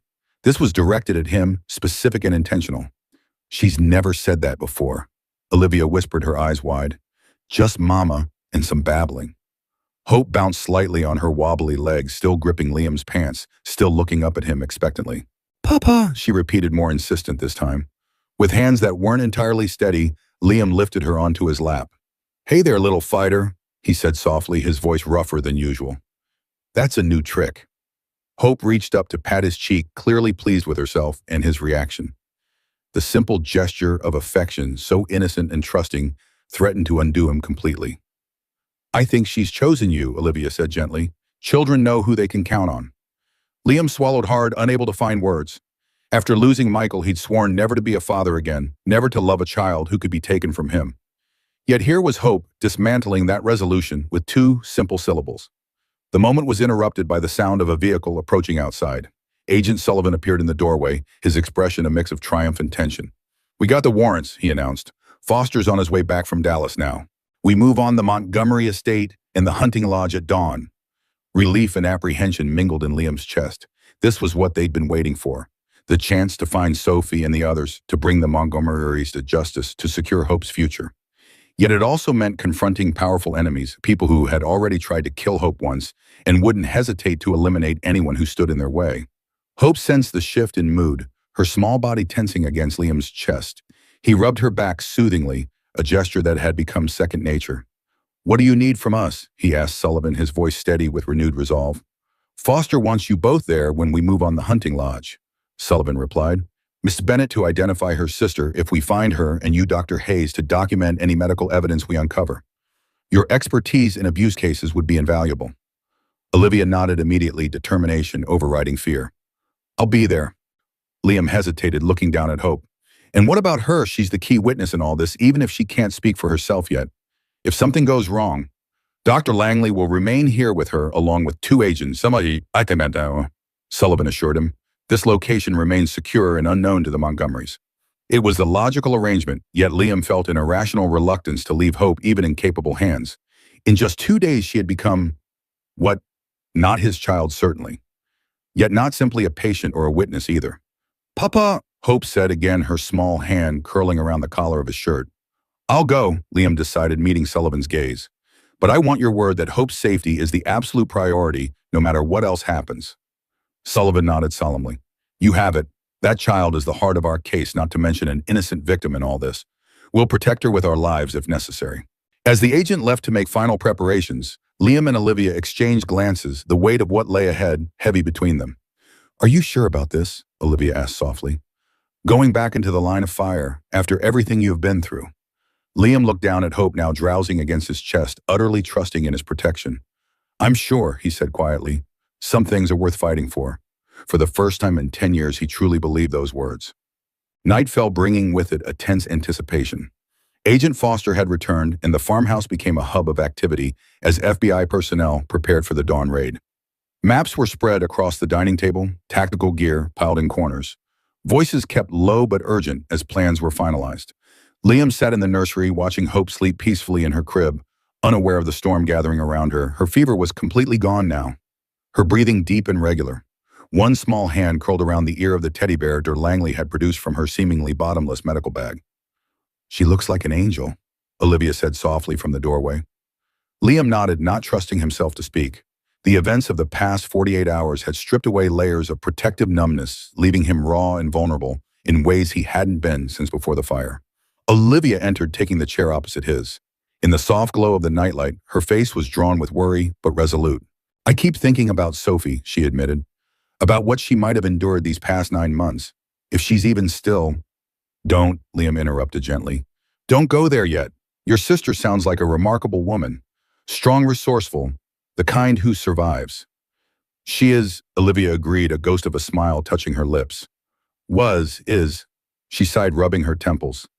"I don't even know which tense to use anymore." "Use present," Liam advised, "until you know otherwise." They sat in companionable silence for a while, united in their vigil over Hope, each lost in their own thoughts. Outside the nursery, they could hear the murmur of voices as final preparations continued for the morning operation. "What happens after?" Olivia asked suddenly. "If we find Sophie, if the Montgomerys are arrested, what happens to Hope?" It was the question Liam had been avoiding, the future he couldn't bring himself to contemplate. "She'll likely go into the foster system," he said, his voice carefully neutral. "Unless Rebecca wants custody or Daniel Williams is found alive." "The foster system," Olivia repeated, her tone making clear her thoughts on that option. "After everything she's been through." Liam couldn't disagree. As a pediatrician specializing in abuse cases, he'd seen too many children further traumatized by an overloaded, understaffed system, despite the best intentions of many foster parents. "There might be another option," Olivia continued hesitantly. If we were to apply for temporary guardianship, both of us, I mean, just until permanent arrangements could be made." Liam looked up sharply, caught off guard by the suggestion. "Guardianship? It makes a certain sense," Olivia pressed on. "We've been caring for her successfully. She knows us, trusts us. And with your medical background and my experience as a teacher," the idea was simultaneously terrifying and compelling. Temporary guardianship would mean continuing to care for Hope, continuing to be responsible for her well-being, continuing to love her. Because that's what had happened, Liam realized with a jolt. Somehow in the space of 2 days, he had come to love this abandoned child as fiercely as if she were his own. "It's just a thought," Olivia added quickly, misinterpreting his silence as rejection. "I know it's a lot to ask, especially given your past." "No," Liam said, surprising himself with the firmness of his tone. "It's a good idea, the best option for Hope given the circumstances." He met Olivia's gaze directly. "I'm in, if you are." Relief and something warmer flooded Olivia's expression. "I am." Before they could discuss it further, Agent Foster appeared in the doorway, his tall frame filling the space. "Sorry to interrupt," he said quietly, "but there's been a development. We need you both in the living room." The seriousness of his tone sent a chill through Liam. He rose immediately, casting one last glance at Hope's sleeping form before following Foster Olivia close behind. In the living room, Sheriff Miller stood beside Agent Sullivan, his uniform dusty and his expression grim. A map of the area was spread on the coffee table, various locations marked with red pins. "What's happened?" Liam asked without preamble. Miller looked up, his weathered face creased with concern. "Vincent Taylor is mobilizing Montgomery's private security force. I overheard him on a call at the station. They know something's coming." "How?" Foster demanded. "The warrants were just issued. The operation is on a need-to-know basis." "I don't know," Miller admitted, "but they're preparing for something.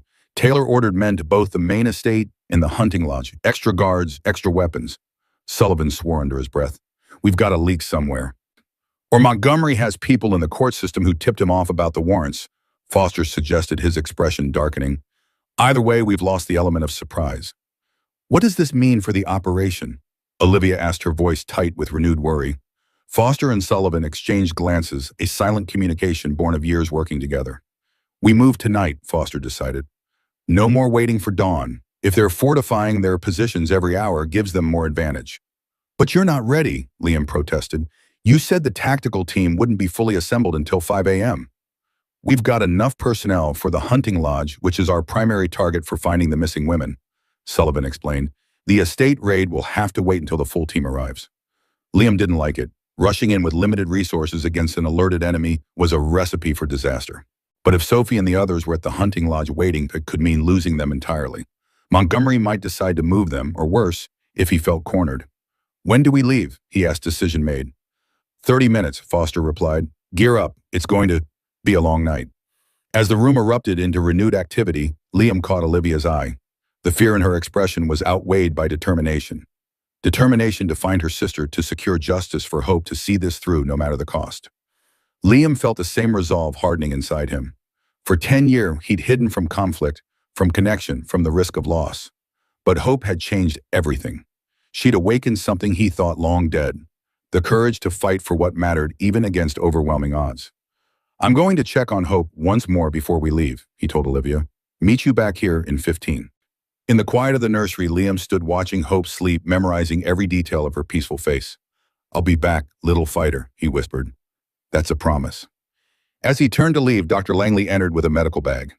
I've prepared a kit for you, she said, handing him the compact case. Basic emergency supplies in case you find anyone needing immediate attention. Thank you, Liam said, accepting the bag with a nod of appreciation. Take care of her while we're gone. Dr. Langley's expression softened. With my life if necessary. That child has quite the fighting spirit. Reminds me of another fighter I know. Her knowing look made it clear she meant him. Liam didn't contradict her, though fighter wasn't a word he would have used to describe himself for the past decade. Perhaps before in Chicago, when he'd faced down powerful families in court to protect abused children. But not since the fire. Not since he'd run away to hide in a Texas cabin. Yet now, preparing to face the Montgomerys and their private army, he felt that old fire rekindling. The determined resolve to stand against those who would harm the innocent, no matter the personal cost. For Hope, for Sophie, for all the women held captive by Montgomery's operation. And perhaps, though he wasn't ready to admit it fully, for himself as well, for the man he'd once been and might become again. 20 minutes later, clad in a bulletproof vest provided by Sullivan and with Dr. Langley's medical kit secured at his side, Liam climbed into one of 3 black SUVs idling outside the farmhouse. Olivia sat beside him, similarly outfitted in protective gear that seemed to emphasize her vulnerability rather than diminish it. You okay? He asked quietly as agents loaded equipment into the vehicles around them. Olivia nodded, her hands clasped tightly in her lap. Scared, she admitted, but ready. Sophie would do the same for me. Foster slid into the driver's seat, Sheriff Miller beside him. Remember, Foster instructed as he started the engine, you both stay behind the tactical team at all times. No heroics. Your job is identification only. Ms. Bennett for her sister, Dr. Hayes, for medical assessment of any victims we find. Understood, Liam confirmed, though a part of him wondered if he could truly remain on the sidelines if the situation turned volatile. The protective instinct that had lain dormant for so long was now fully awakened, extending beyond Hope to encompass Olivia and the other potential victims. As the convoy pulled away from the farmhouse, Liam cast one last glance back at the window of Hope's nursery. Dr. Langley stood there, a silhouette in the soft light, one hand raised in farewell. Behind her, though he couldn't see it from this distance, Liam knew Hope slept peacefully, unaware of the danger and drama unfolding around her tiny life. We're coming back, he promised silently. All of us. The hunting lodge was deep in the woods, accessible only by a narrow dirt road that wound through dense pine forest. The convoy killed their lights for the final approach, relying on night vision equipment to navigate the treacherous path. Inside, the lead SUV tension mounted with each passing mile. There's the perimeter fence, Miller murmured, pointing to a high chain-link barrier, barely visible in the darkness. Electric with motion sensors. The main gate is half a mile ahead, usually guarded. Foster nodded, relaying the information via radio to the vehicles behind them. Team 2, prepare for fence breach at the coordinates I'm sending now. Team 3, stand by for gate distraction. Liam felt his pulse quickening, the familiar surge of adrenaline he hadn't experienced since his courtroom days in Chicago. Beside him, Olivia's breathing had quickened, her fingers now gripping the edge of her seat. "You don't have to go in," he told her quietly. "You could wait here, let us identify Sophie." Olivia shook her head firmly. "I need to see her, to be there when she's found." The unspoken "if she's found alive" hung in the air between them. The SUV slowed to a stop, concealed among the trees 100 yards from the fence. "This is as far as we drive," Foster announced, turning in his seat to face them. "From here we proceed on foot. Stay close, stay quiet, and do exactly as we instruct. Lives depend on it." Outside the vehicle, the night was alive with subtle sounds. The rustle of tactical teams assembling, the soft crackle of radio communications, the distant hoot of an owl unaware of the human drama unfolding in its territory. Liam helped Olivia adjust her vest one final time, then checked his medical kit, ensuring everything was secure. "Ready?" Foster asked, his voice barely above a whisper. 4 simple nods answered him. With a hand signal to the others, he led them into the darkness toward whatever awaited at Montgomery's hunting lodge, and toward the truth about Hope's origins and Sophie's fate. The approach to the fence was tense but uneventful. Team 2 had successfully disabled a section of the electrified barrier, creating an opening large enough for them to pass through the single file. Beyond the hunting lodge loomed in the distance a massive structure of wood and stone windows, glowing with soft light despite the late hour. 4 guards visible, Sullivan murmured into his radio, after scanning the building with night vision binoculars. 2 at the main entrance, 2 patrolling the perimeter. Unknown number inside. Thermal imaging shows approximately 15 heat signatures, another agent reported, clustered in what appears to be the main floor and basement. Foster nodded, processing the information. Team 3 execute distraction at the gate in 3 minutes. Team 2 prepare to neutralize perimeter guards. Primary team will breach the east entrance on my mark. Liam and Olivia were positioned with Sheriff Miller behind a dense stand of pines, far enough from the action to be relatively safe, but close enough to move in once the building was secured. The wait was excruciating, each second stretching into what felt like hours. "What if she's not there?" Olivia whispered, giving voice to her deepest fear. "What if we're too late?" Liam had no comforting platitudes to offer, only the hard-earned wisdom of his years working with victims. "One step at a time," he said quietly. "Whatever we find, we deal with it together." Before Olivia could respond, a distant explosion shattered the night. Team 3 creating their distraction at the main gate. Immediately, the 2 guards at the lodge entrance ran toward the sound weapons drawn. "Now!" Foster's voice came through their earpieces. "Go, go, go!" The raid unfolded with the precision of a well-rehearsed dance. Tactical teams converged on the building from multiple angles, neutralizing the remaining guards with non-lethal force before they could raise an alarm. The east entrance yielded to a battering ram, and agents poured into the lodge, their movements swift and coordinated.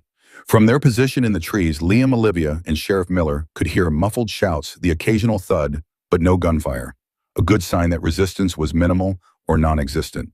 After what seemed an eternity, but was likely only minutes, Foster's voice came through their earpieces again. "Building secure, upper floor clear, moving to basement level now." Another agonizing wait followed. Olivia's hand found Liam's in the darkness, her fingers cold, but grip strong. He returned the pressure, offering what comfort he could in the face of such uncertainty. "Basement secure," Sullivan's voice finally reported. "We've got them.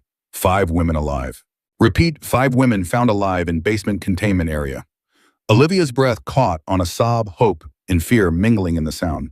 "Sophie," she whispered. "Is Sophie there?" As if in answer, Foster's voice crackled through the earpieces. "Dr. Hayes, Ms. Bennett, you're clear to approach. We need medical assessment and identification." Sheriff Miller led them from their hiding place toward the lodge, their path now illuminated by the tactical lights of FBI agents securing the perimeter. The massive wooden doors stood open, revealing a cavernous main hall, worthy of the lodge's grand exterior. But there was no time to take in the details. Miller was already leading them toward a door at the rear of the hall, beyond which a staircase descended into darkness. The basement of the hunting lodge was a stark contrast to the rustic luxury above. Concrete walls, harsh fluorescent lighting, a row of cell-like rooms with reinforced doors now standing open. FBI agents moved with purpose through the space, photographing evidence, collecting samples, speaking in low, urgent tones. And there, seated on a bench along one wall, were 5 women. They were thin, pale from lack of sunlight, dressed in plain scrubs-like garments, but undeniably alive. Each was wrapped in a shock blanket, being attended to by medical personnel from the FBI team. "Sophie," Olivia called, her voice breaking as she scanned the faces. "Sophie?" One of the women looked up, her eyes widening in disbelief. "Liv." she whispered, rising unsteadily to her feet. Olivia broke into a run, crossing the space in seconds to embrace her sister. Sophie clung to her, both women dissolving into tears of relief and reunion. Liam hung back, allowing them their moment, while he surveyed the other women with a doctor's practiced eye. They appeared malnourished, but not severely so, with no obvious signs of physical abuse beyond the imprisonment itself. Their demeanor suggested psychological trauma, however. The hypervigilance, the flinching at sudden movements, the haunted look in their eyes that Liam had seen too many times in victims of prolonged captivity. Agent Foster approached his expression a mix of triumph and grim determination. "They've been here the entire time," he said quietly to Liam, "kept as witnesses and leverage against Rebecca Montgomery, who's being held at the main estate. According to Sophie Bennett, Rebecca gave birth here 8 months ago, then was forcibly separated from her baby and returned to the estate." "And Hope?" Liam asked, though he already suspected the answer. "Montgomery ordered Vincent Taylor to dispose of the baby," Foster confirmed. "Taylor outsourced the job to a local ex-con named Carl Jenkins, who was supposed to drown the infant in Miller's Creek. But Jenkins couldn't go through with killing a baby directly, so he put her in the sack, instead figuring exposure would do the job without blood on his hands. The cold calculation of it, the callous disregard for an innocent life, stirred the anger Liam had kept carefully banked for a decade. In the shooting at the creek, Taylor himself, Foster said grimly. Jenkins had reported the job done, but Taylor went to verify and arrived just as you were retrieving Hope. He tried to eliminate both of you to tie up loose ends. Olivia rejoined them, her arms still around Sophie, who looked pale but resolute. Sophie can identify Montgomery and Taylor, she said. She witnessed everything. Rebecca's captivity, the birth, the order to kill Hope. Sophie nodded, her voice hoarse but steady. I switched the babies, she admitted. Montgomery never saw Hope after the birth. I told him she had a fatal heart defect, that she died hours later. I showed him a stillborn from a medical textbook on my phone. Pride flickered across her exhausted features. I bought her time, hid her in the nursery for 2 weeks while I figured out how to get her to safety. But Taylor discovered the deception, Foster filled in, and Montgomery ordered both Sophie and the baby eliminated. I couldn't get her out, Sophie continued, anguish in her voice. They caught me trying to leave with her. Taylor took her. I thought she was dead. She looked at Liam with tear-filled eyes. You found her. She's alive. She's alive, Liam confirmed, his voice rough with emotion. Safe and healthy, thanks to your courage. Sophie's shoulders sagged with relief, tears streaming down her face. I knew someone would find her. I put my pendant on her, the crescent moon, hoping Olivia would recognize it when she was found. The birthmark, Olivia whispered. It wasn't a birthmark at all. A temporary tattoo, Sophie explained. From a kid in the nursery, I needed something distinctive, something that would connect her to me if the worst happened. The pieces clicked together in Liam's mind. The birthmark that had seemed so distinctive, that had led them to connect Hope to Sophie and ultimately to the Montgomerys. A simple tattoo placed by a desperate nurse trying to save an innocent child. What about Daniel Williams, he asked. Rebecca's boyfriend, the baby's father. Do you know what happened to him? Sophie's expression darkened. Montgomery's men took him the day he came looking for Rebecca. I overheard them talking. I think he's being held at the main estate too with Rebecca. Foster nodded grimly. Which is our next target once the full tactical team arrives at dawn? He checked his watch. 3 hours from now. In the meantime, we need to get these women to medical facilities and take their full statements. As agents began organizing the evacuation, Liam moved to examine the other nurses, his medical training taking precedence over his emotional turmoil. They were in remarkably good physical condition given their ordeal. Sophie had apparently used her medical knowledge to ensure they all received adequate nutrition and exercise despite their captivity. You kept them healthy, he observed, as he checked the vital signs of a young woman named Maria. Sophie nodded, a hint of professional pride breaking through her exhaustion. I convinced Montgomery they were worthless as hostages if they died of neglect. He allowed basic medical supplies, decent food. Her expression hardened. Not out of compassion, just practicality. You saved their lives, Liam said simply. And Hope's. Something shifted in Sophie's expression at the mention of Hope's name. Is that what you call her, Hope? It seemed fitting, Olivia explained, given the circumstances. Rebecca named her Emma, Sophie said softly. After her grandmother, she only held her for a few minutes before Montgomery had her sedated and the baby taken away. She looked between Liam and Olivia. She loves her daughter, has been fighting to find her ever since they told her the baby died. The revelation added another layer of complexity to an already complicated situation. Hope, or Emma, had a mother who loved her, who had been lied to and separated from her by force. A mother who might soon be rescued from her own captivity. One battle at a time, Foster reminded them, sensing their renewed concern. Right now, our priority is getting everyone safely out of here. The estate raid will proceed as planned at dawn. As they helped the women toward the waiting vehicles, Liam felt a strange mixture of triumph and trepidation. They had found Sophie and the other nurses alive. They had confirmation of Montgomery's crimes. Justice for Hope seemed within reach. Yet the hardest part still lay ahead, confronting Montgomery directly at his estate, rescuing Rebecca and Daniel, if they were indeed being held there, and ultimately determining Hope's future. A future that Liam realized with a pang might not include him and Olivia, despite their growing attachment to the child. Hope had a mother who wanted her, a father who had risked everything to find her. Biological parents who, if rescued, would have every legal right to reclaim their daughter. The thought was both right and painful, a reminder that his role in Hope's life had always been temporary, a bridge between trauma and reunion. Just as he'd told Olivia earlier, one step at a time. Whatever came next, they would face it together with Hope's best interests at heart. As dawn broke over the horizon, casting the forest in golden light, the convoy headed back toward the safe house, 5 rescued women in tow. The battle was half won, but the war for justice was far from over.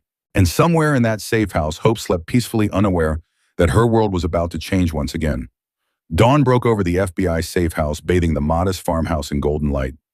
Liam stood at the window of Hope's nursery, watching the sunrise, while the baby slept peacefully in her crib.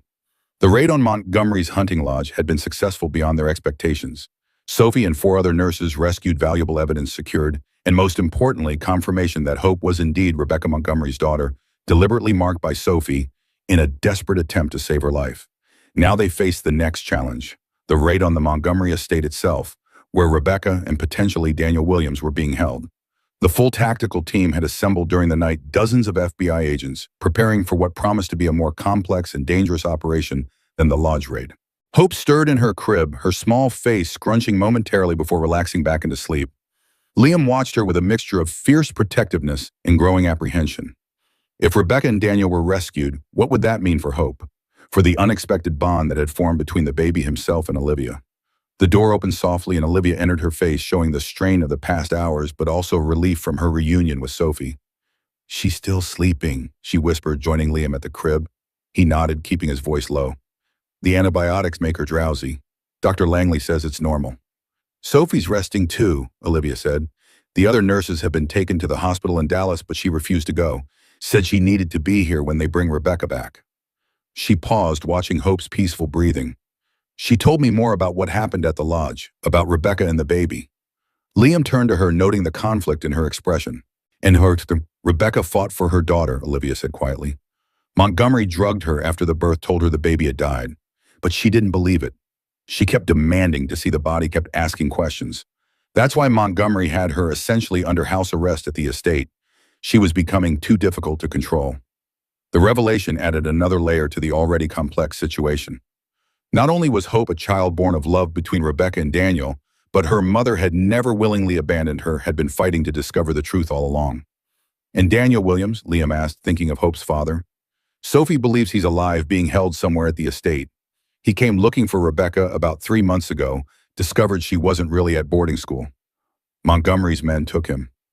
Olivia's expression darkened. Apparently, Edward Montgomery was willing to go to any length to prevent his daughter from being with a black man, even if it meant kidnapping, imprisonment, and attempted murder. The depth of Montgomery's prejudice and cruelty was staggering, yet not entirely surprising to Liam. In his years working abuse cases in Chicago, he'd seen how bigotry could twist people into monsters, capable of unimaginable acts, especially when combined with wealth and power that placed them beyond ordinary accountability. "Foster says they're moving on the estate in an hour," Olivia continued. "Sophie gave them detailed information about the layout, security systems, where Rebecca is likely being held." Liam nodded, his mind already shifting to what lay ahead. "We should get ready. Dr. Langley will stay with Hope." "Yes, and 2 agents for protection." Olivia hesitated, then added softly, "Liam, what happens if Rebecca and Daniel are rescued, if they want Hope back?" It was the question that had been haunting him since Sophie's revelations. "Then she goes back to her parents," he said simply, though the words cost him more than he cared to admit. "That's how it should be. Even if it breaks our heart." Olivia's voice was barely audible, but the emotion behind it was palpable. Liam had no answer for that. Instead, he reached down to touch Hope's cheek, gently memorizing the feel of her soft skin, the peaceful expression that showed such complete trust in the adults who cared for her. "We should go," he said finally. "Whatever happens next, Hope deserves the truth about her family. All of it." As they prepared to leave, Sophie appeared in the doorway, her face drawn with exhaustion, but her eyes alert. Despite Dr. Langley's insistence that she rest, she had changed into clothes borrowed from Olivia and appeared determined to join them. "I'm coming with you," she announced before either of them could speak. "I know the estate, I know exactly where Rebecca is being kept, and she trusts me. She'll need a familiar face." Liam and Olivia exchanged glances, both recognizing the logic in Sophie's argument, despite concerns for her well-being. "That's not our decision to make," Liam said gently. "Agent Foster has already approved it," Sophie finished for him, "on the condition that I stay with the secondary team and don't enter until the building is secured." Her determination was impressive, especially given what she'd endured over the past 9 months. Liam recognized in her the same fierce protectiveness toward Rebecca that he felt toward Hope, a bond forged in extraordinary circumstances that transcended ordinary relationships. "Then we all go," Olivia said, taking her sister's hand. "Together." As they joined the FBI teams preparing outside, Liam cast one last glance toward the nursery window. Hope would still be sleeping, unaware that the next few hours would determine the course of her life, and perhaps his as well. The Montgomery estate was a sprawling complex of manicured lawns and imposing stone buildings surrounded by a high wall and sophisticated security systems. From their position in the command vehicle a quarter-mile away, Liam, Olivia, and Sophie could see the main house rising like a fortress and on a gentle hill, its windows reflecting the morning sun.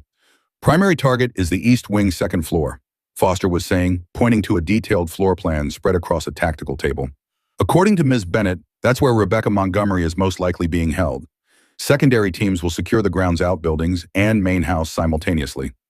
Sophie leaned forward, her finger tracing a path on the map. "There's a service entrance here, less heavily guarded. In this room at the end of the hall, that's where Rebecca was confined when I was last there." "What about Daniel Williams?" Olivia asked. Sophie shook her head. "I never saw him directly, but guards talked about a guest in the basement level. Here." She indicated a section of the basement on the floor plan. "It's secured separately from the rest of the house." Foster nodded, relaying the information to his tactical teams via radio. "Remember, we have confirmed hostages, so all teams exercise extreme caution. Non-lethal force preferred, but be prepared for armed resistance."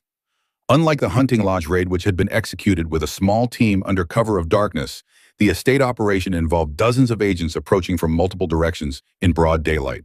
The element of surprise had been sacrificed for overwhelming force, necessary given the expanded security they expected to encounter.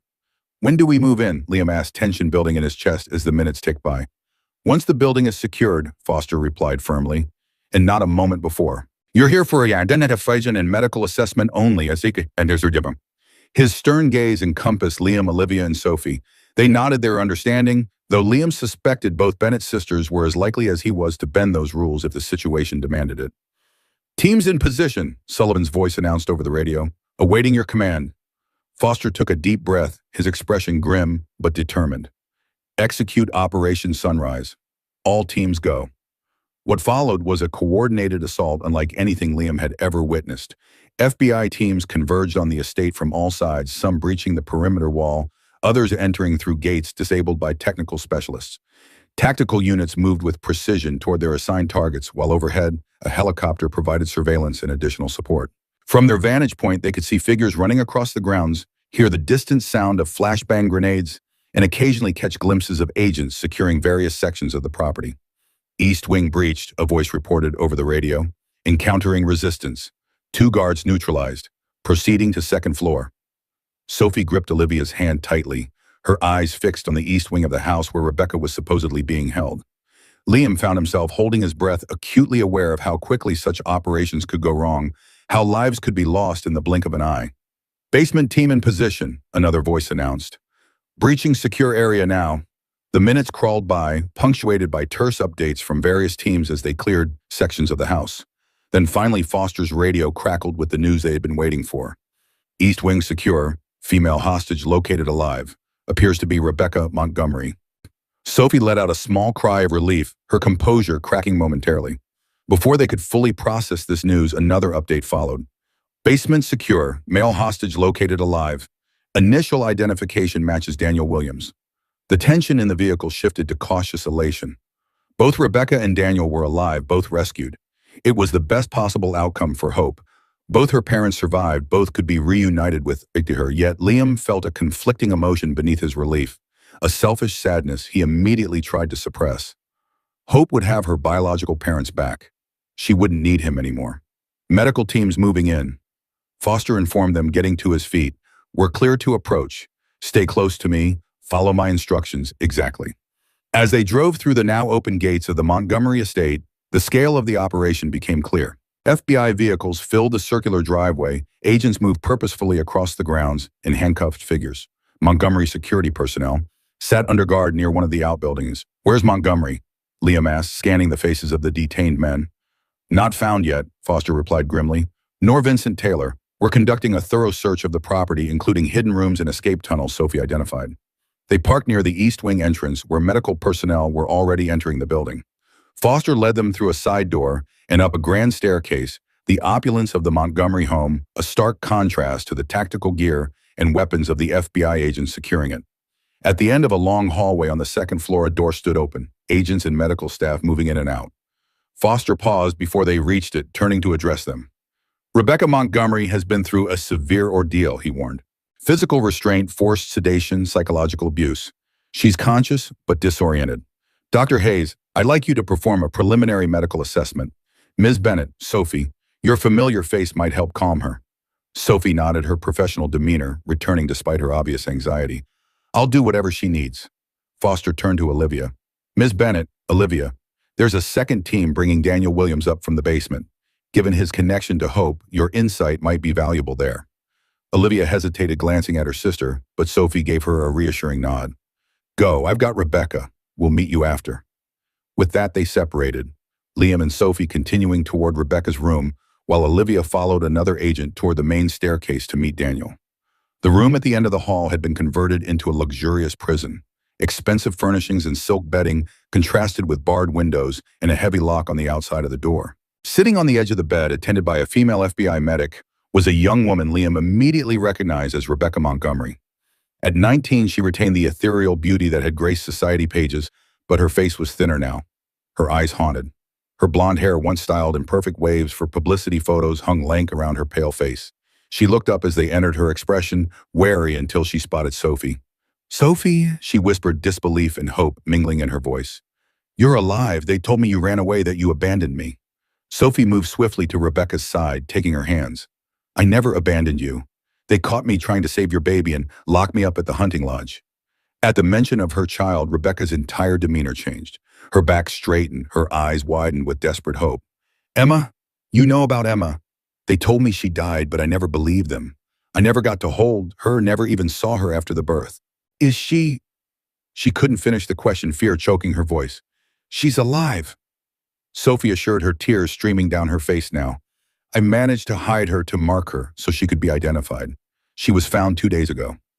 Rebecca's composure shattered entirely.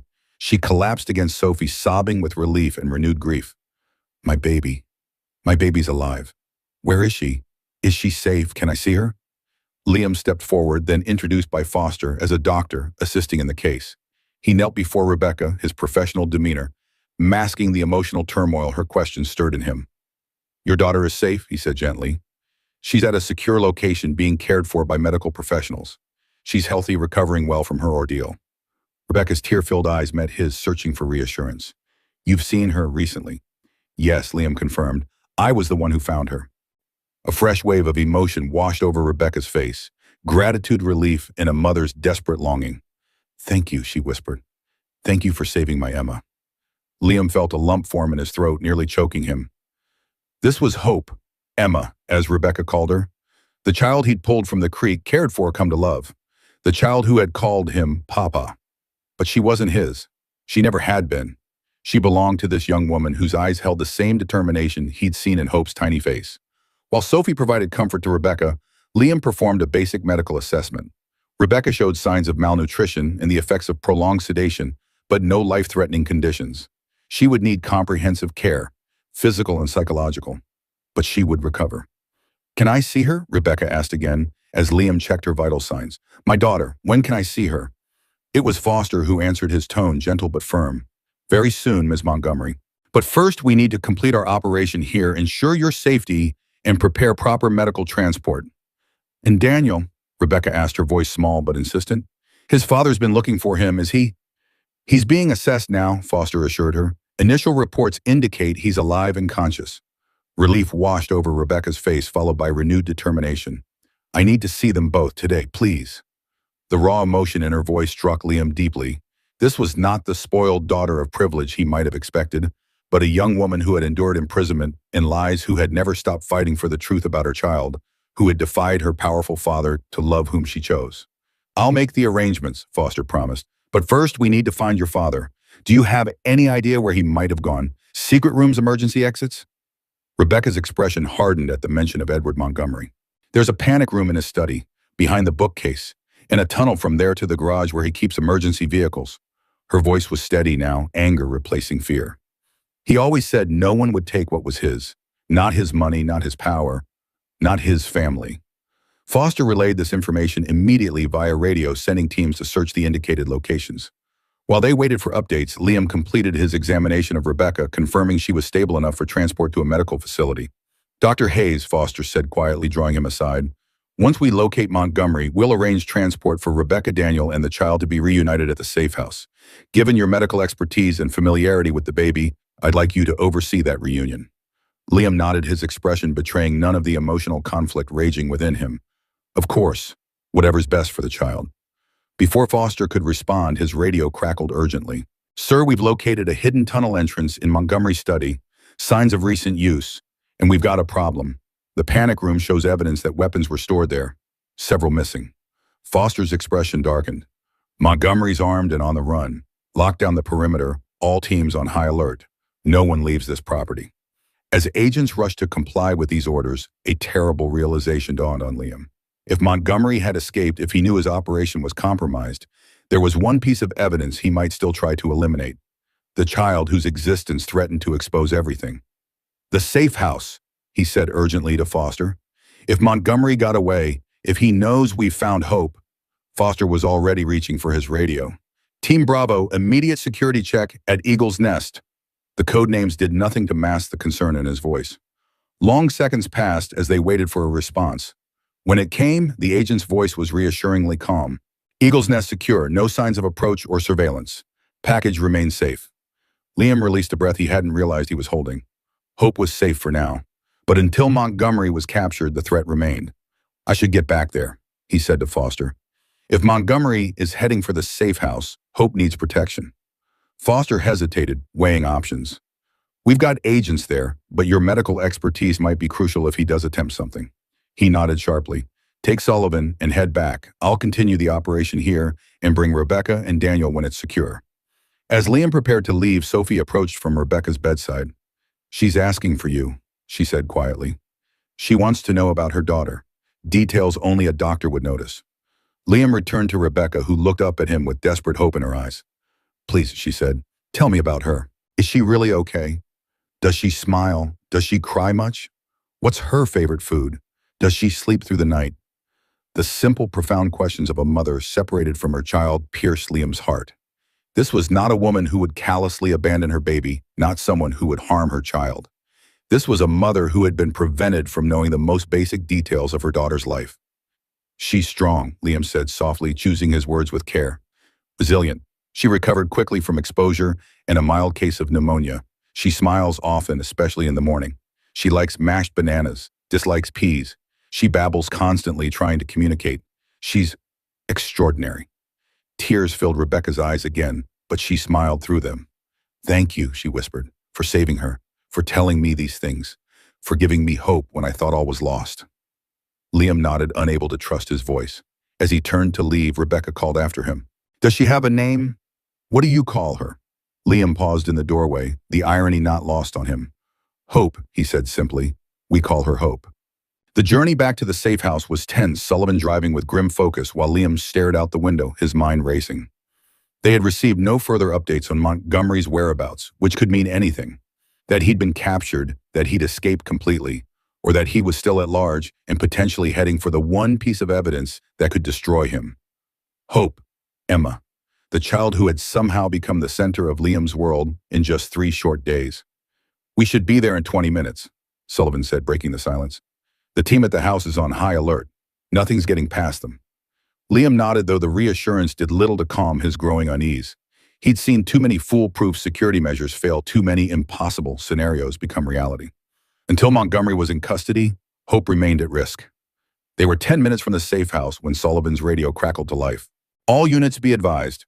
Black SUV spotted heading northeast on County Road 27, matching description of vehicle missing from Montgomery garage.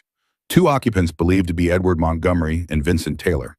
Vehicle failed to stop at checkpoint, proceeding at high speed." Liam felt his blood run cold. County Road 27 led directly past the turnoff for the safe house. It might be coincidence, Montgomery fleeing toward the state line, or it might be something far worse. "ETA to safe house," Sullivan demanded into his radio. "5 minutes from your current position," came the reply. "Gents on site advised and in defensive positions." Sullivan pressed harder on the accelerator, the SUV lurching forward as they raced the final distance. They were just turning onto the dirt road leading to the farmhouse when gunfire erupted ahead, sharp cracks that shattered the morning stillness. "Shots fired at Eagle's Nest," a voice confirmed over the radio, tension evident even through the static. "Black SUV approaching from South Access Road. Agents engaging."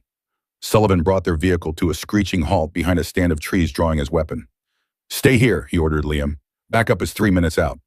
But Liam was already moving, a primal fear driving him forward. He'd lost his family once to violence. He would not lose hope the same way. "Hayes," Sullivan shouted after him. But Liam was running now, cutting through the trees to approach the farmhouse from an angle away from the gunfire. The scene that greeted him was chaos. Montgomery's black SUV had crashed through the farm's front gate and now sat bullet-riddled near the porch. 2 FBI agents were down there, conditions unclear from Liam's position. Dr. Langley had barricaded herself and Hope in the house, visible briefly at an upstairs window before ducking back out of sight. Vincent Taylor's body lay sprawled beside the SUV, apparently hit in the initial exchange of fire. But Edward Montgomery himself was nowhere to be seen. Until Liam spotted movement at the side of the house. A figure in an expensive suit moving with purpose toward a rear entrance, a handgun clearly visible in his grip. Montgomery was trying to circle around the agents at the front and enter through the kitchen, directly beneath the nursery where Hope would be. Without conscious thought, Liam changed direction, sprinting toward the back of the house. He had no weapon, no plan beyond a desperate need to place himself between Montgomery and Hope. The cold calculation that had guided his professional life for decades was gone, replaced by the raw protective instinct of a parent defending their child. He reached the back door seconds before Montgomery, positioning himself in the doorway, an immovable obstacle between the mayor and his target. Montgomery pulled up short, surprise flashing across his aristocratic features before hardening into contempt. "Move," he commanded, raising his weapon. "This doesn't concern you." "It does," Liam replied, his voice steady despite the hammering of his heart. "You're not getting to her." Recognition dawned in Montgomery's eyes. "You're the ranch hand, the one who found her." His laugh was bitter, tinged with madness. "Do you have any idea what you've done, what you've destroyed, everything I built, generations of influence and respect, all threatened by that mistake? She's a child," Liam said, his voice hardening. "Your granddaughter, your own blood." Montgomery's face contorted with disgust. "No granddaughter of mine would have that man's blood. My daughter was confused, manipulated. That thing upstairs is an abomination that should never have been born." The naked hatred in his voice confirmed everything Liam had suspected about Montgomery's motives. This was not about protecting family reputation or avoiding scandal.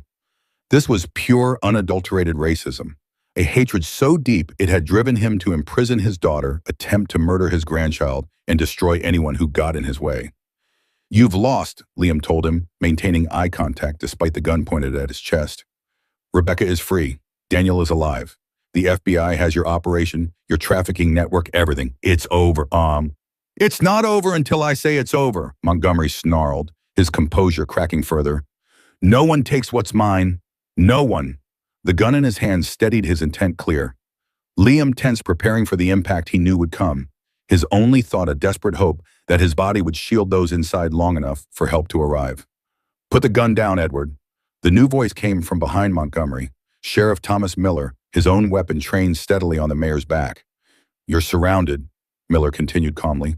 FBI agents on all sides. There's no way out of this except in handcuffs or a body bag. Your choice. For a terrible moment, Liam thought Montgomery would choose death, his own and possibly Liam's, over surrender. The mayor's finger tightened on the trigger, his eyes wild with thwarted rage. Then from inside the house came a sound that cut through the tension like a knife. Hope's cry, high and distressed, calling for comfort from those she trusted. Montgomery flinched at the sound, something indefinable flickering across his face. Not softening, not remorse, but perhaps a moment of clarity in his madness. Slowly, with obvious reluctance, he lowered his weapon. "This isn't over," he said, his voice cold with hatred, as FBI agents swarmed in to secure him. Liam didn't wait to see Montgomery taken into custody. The moment the mayor was disarmed, he turned and ran into the house, taking the stairs two at a time to reach the nursery, where Hope's cries continued. He found Dr. Taunton. Langley barricaded in the corner, holding Hope protectively while using her own body as a shield.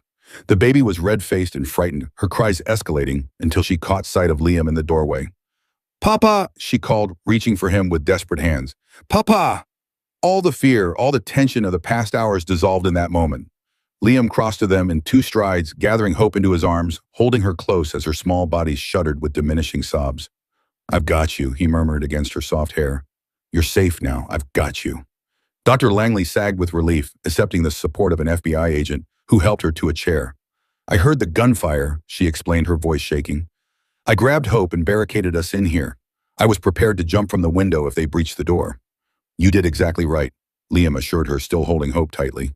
The baby had calmed considerably in his arms, her tears subsiding as she clung to his shirt with tiny, determined fists. Sullivan appeared in the doorway, slightly out of breath. "Montgomery's in custody," he reported. "Taylor's dead. 2 of our agents wounded but stable." His eyes softened as he took in the scene. Liam cradling Hope the baby, now peaceful in his arms. "Foster's bringing Rebecca and Daniel here. ETA 30 minutes. The news, while expected, hit Liam with unexpected force. 30 minutes. Half an hour before Hope would be reunited with her biological parents.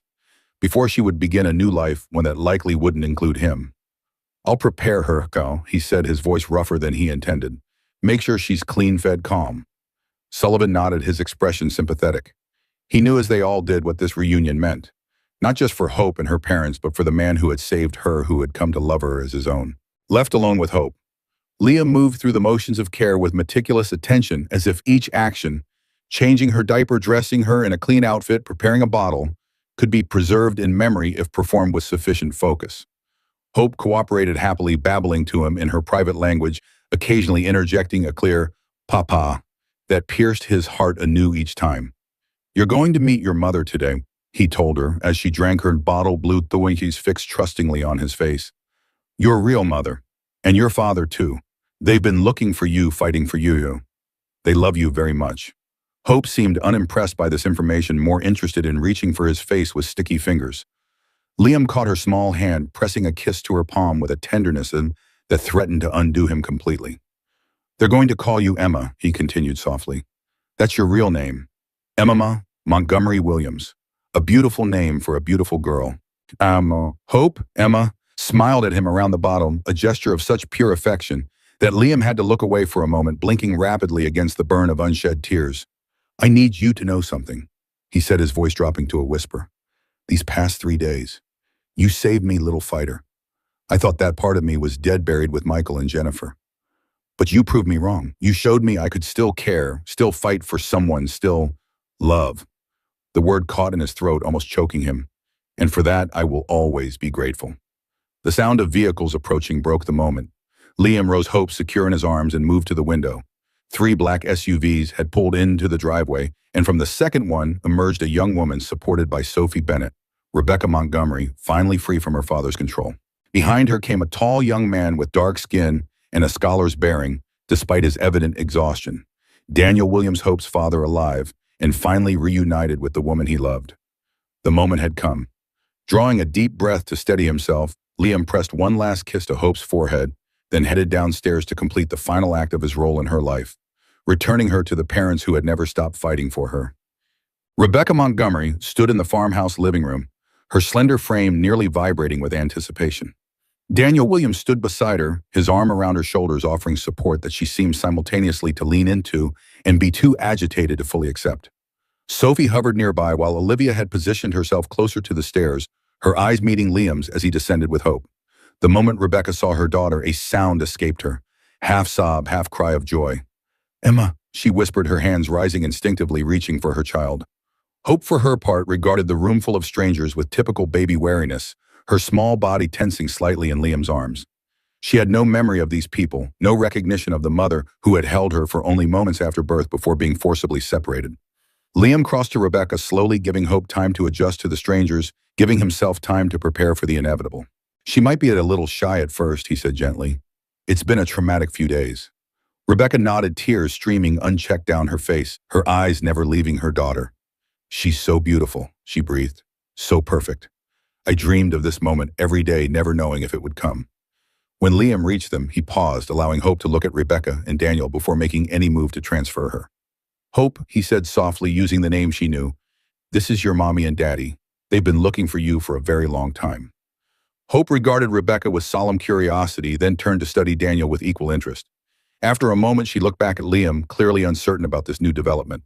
"It's okay," he assured her, his voice steady despite the ache in his chest. "They love you very much." With infinite care, he began to transfer Hope to Rebecca's waiting arms. The baby went rigid for a moment, clinging to Liam's shirt, a small sound of protest escaping her. "Papa," she said clearly, her meaning unmistakable. Rebecca's eyes widened, darting to Liam's face, understanding dawning in her expression. "She calls you Papa." Liam nodded, unable to trust his voice. The simple word, so innocent from Hope's lips, so devastating in this context, hung in the air between them. To his surprise, Rebecca's expression held no anger, no jealousy, only a profound compassion. "You've been caring for her," she said softly, "loving her, protecting her." "We both have." Liam managed, glancing at Olivia, who had moved to stand beside him, her presence a silent support. Rebecca looked between them, then back at her daughter, still clinging to Liam. Instead of insisting on taking Hope immediately, she did something unexpected. She reached out to stroke the baby's cheek, allowing her to remain in Liam's arms. "Hello, Emma," she said gently. "I'm your mommy. I've missed you so much, dreamed of you every night. I know you don't remember me, but we have all the time in the world to get to know each other again." Hope regarded her solemnly, then to everyone's surprise reached out one small hand to touch Rebecca's face, a gesture of exploration and tentative connection. "That's right," Rebecca encouraged, her voice thick with emotion. "That's your mommy." Daniel stepped closer, his eyes filled with wonder as he beheld his daughter for the first time. "And I'm your daddy," he said, his deep voice gentle. "I've been waiting so long to meet you." Hope turned to study him, her expression serious, before breaking into an unexpected smile that illuminated her entire face. Daniel's answering smile was radiant, a father beholding his child for the first time, finding himself reflected in her features. "Would you like to hold her?" Liam asked, the offer costing him more than anyone could know. Rebecca hesitated, looking from Hope to Liam and back again. "I want to," she admitted, "more than anything, but I don't want to frighten her. She trusts you." "She'll learn to trust you too," Liam assured her. "It just takes time." With exquisite gentleness, he transferred Hope into Rebecca's waiting arms. The baby fussed briefly, reaching back toward Liam, but Rebecca spoke to her softly, instinctively swaying in the age-old rhythm that soothes infants. Hope settled gradually, her eyes wide as she studied her mother's face. "Hello, my beautiful girl," Rebecca whispered, tears flowing freely now. "I've waited so long for this moment."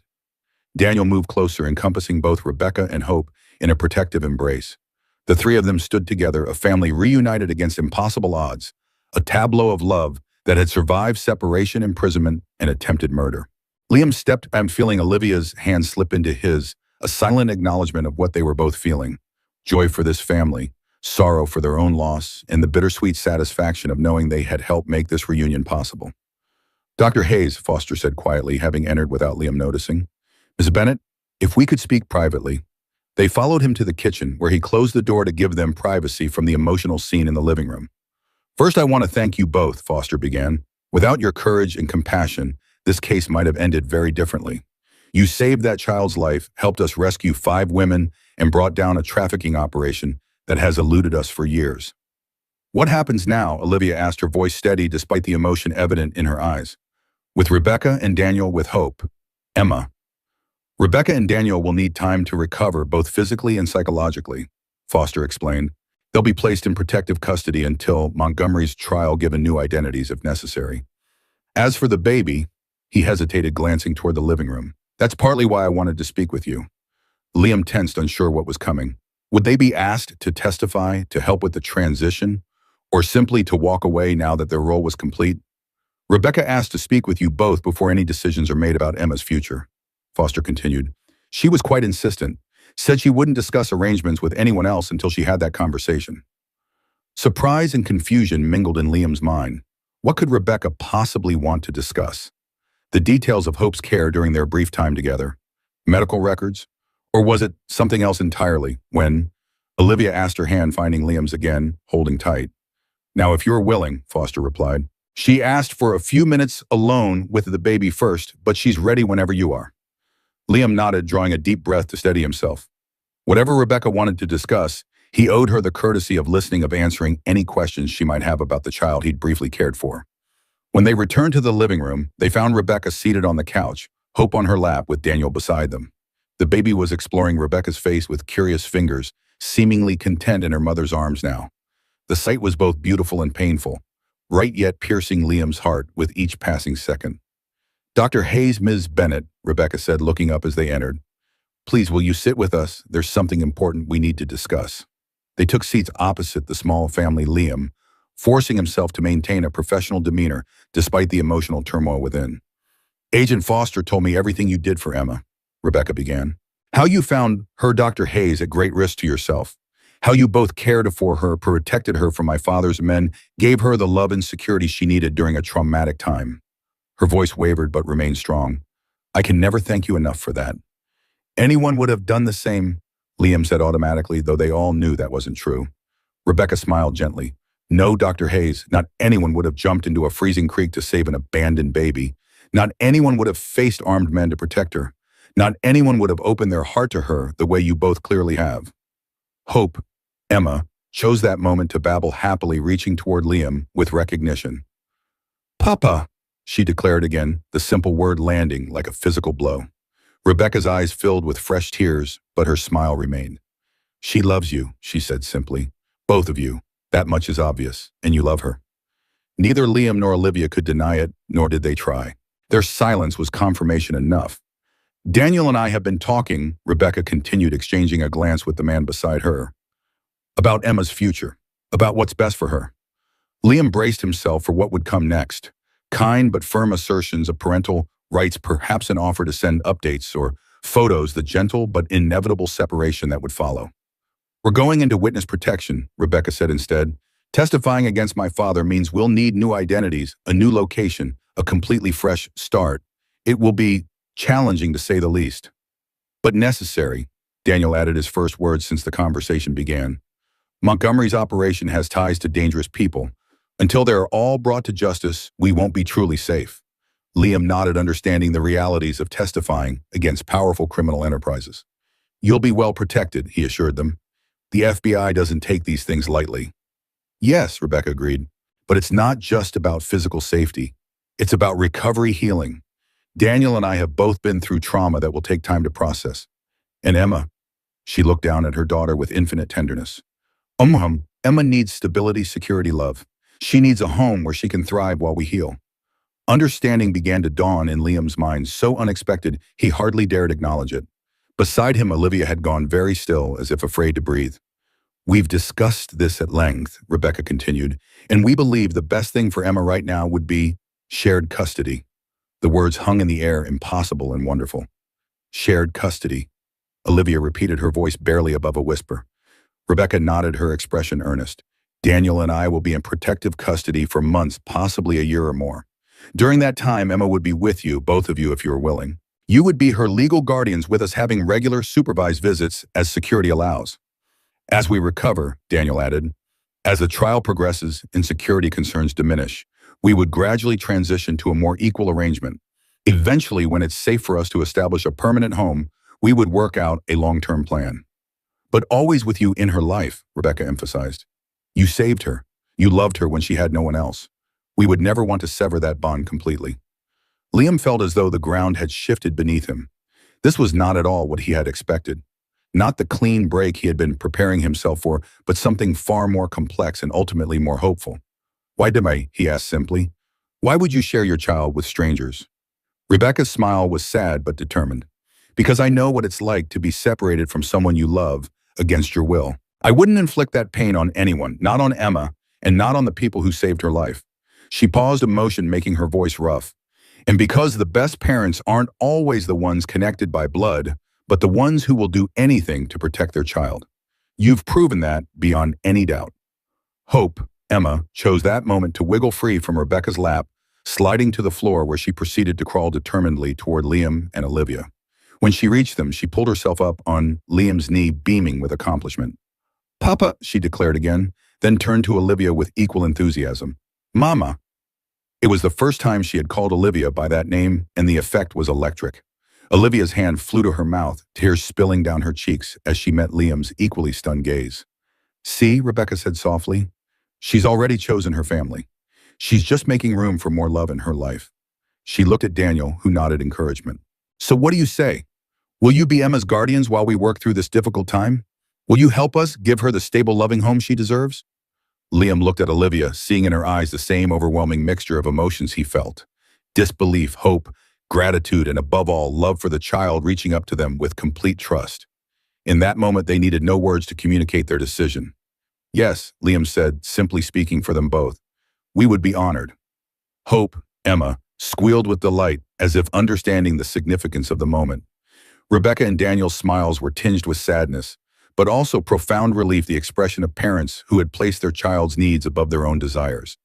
Then it's settled, Rebecca said. Agent Foster can help us with the legal arrangements. As if on cue, Foster appeared in the doorway, having clearly overheard the conversation. We can make this work, he confirmed. It's unconventional, but so is this entire case. The most important thing is the child's well-being. And so, in a farmhouse that had witnessed danger and reunion trauma, and healing an unusual family was formed, bound not by blood or conventional ties, but by something far stronger, the love for a child who had survived against impossible odds. A child who had been abandoned to die, but instead had become a catalyst for healing, for connection, for second chances. Hope Emma Montgomery Williams, whose cry from the creek had been heard not just by Liam Hayes, but by the universe itself. A cry that had brought together strangers who would become family, that had exposed evil and affirmed goodness, that had proven love could flourish even in the harshest circumstances. As twilight fell, the unconventional family gathered on the farmhouse porch. Rebecca and Daniel, Liam and Olivia, with little Emma, passed happily between them. Sophie watched from the doorway, her own role in this miracle acknowledged with grateful hearts. Sheriff Miller stood guard nearby, a silent protector of this newfound peace. In the distance, the creek that had nearly claimed Emma's life now reflected the first stars of evening, its waters flowing ever onward, as life itself would flow. Sometimes turbulent, sometimes peaceful, but always moving toward hope. Liam looked at the child who had broken through 10 years of isolation and grief, who had reminded him that love was worth the risk of loss, who had given him a second chance at family in a form he could never have imagined. In her innocent face, he saw not only his future, but his redemption. Proof that even the deepest wounds could heal, that the human heart could rebuild itself from ashes. Papa, Emma said sleepily, nestling against his chest as night fell. I'm here, little fighter, he whispered, the promise encompassing not just this moment, but all the moments to come, the challenges they would face, the unconventional path they would walk together. I'm right here. And for the first time in 10 years, Liam Hayes was exactly where he belonged. Part of a family forged not in convention, but in courage, compassion, and the cry of a child who refused to be silenced.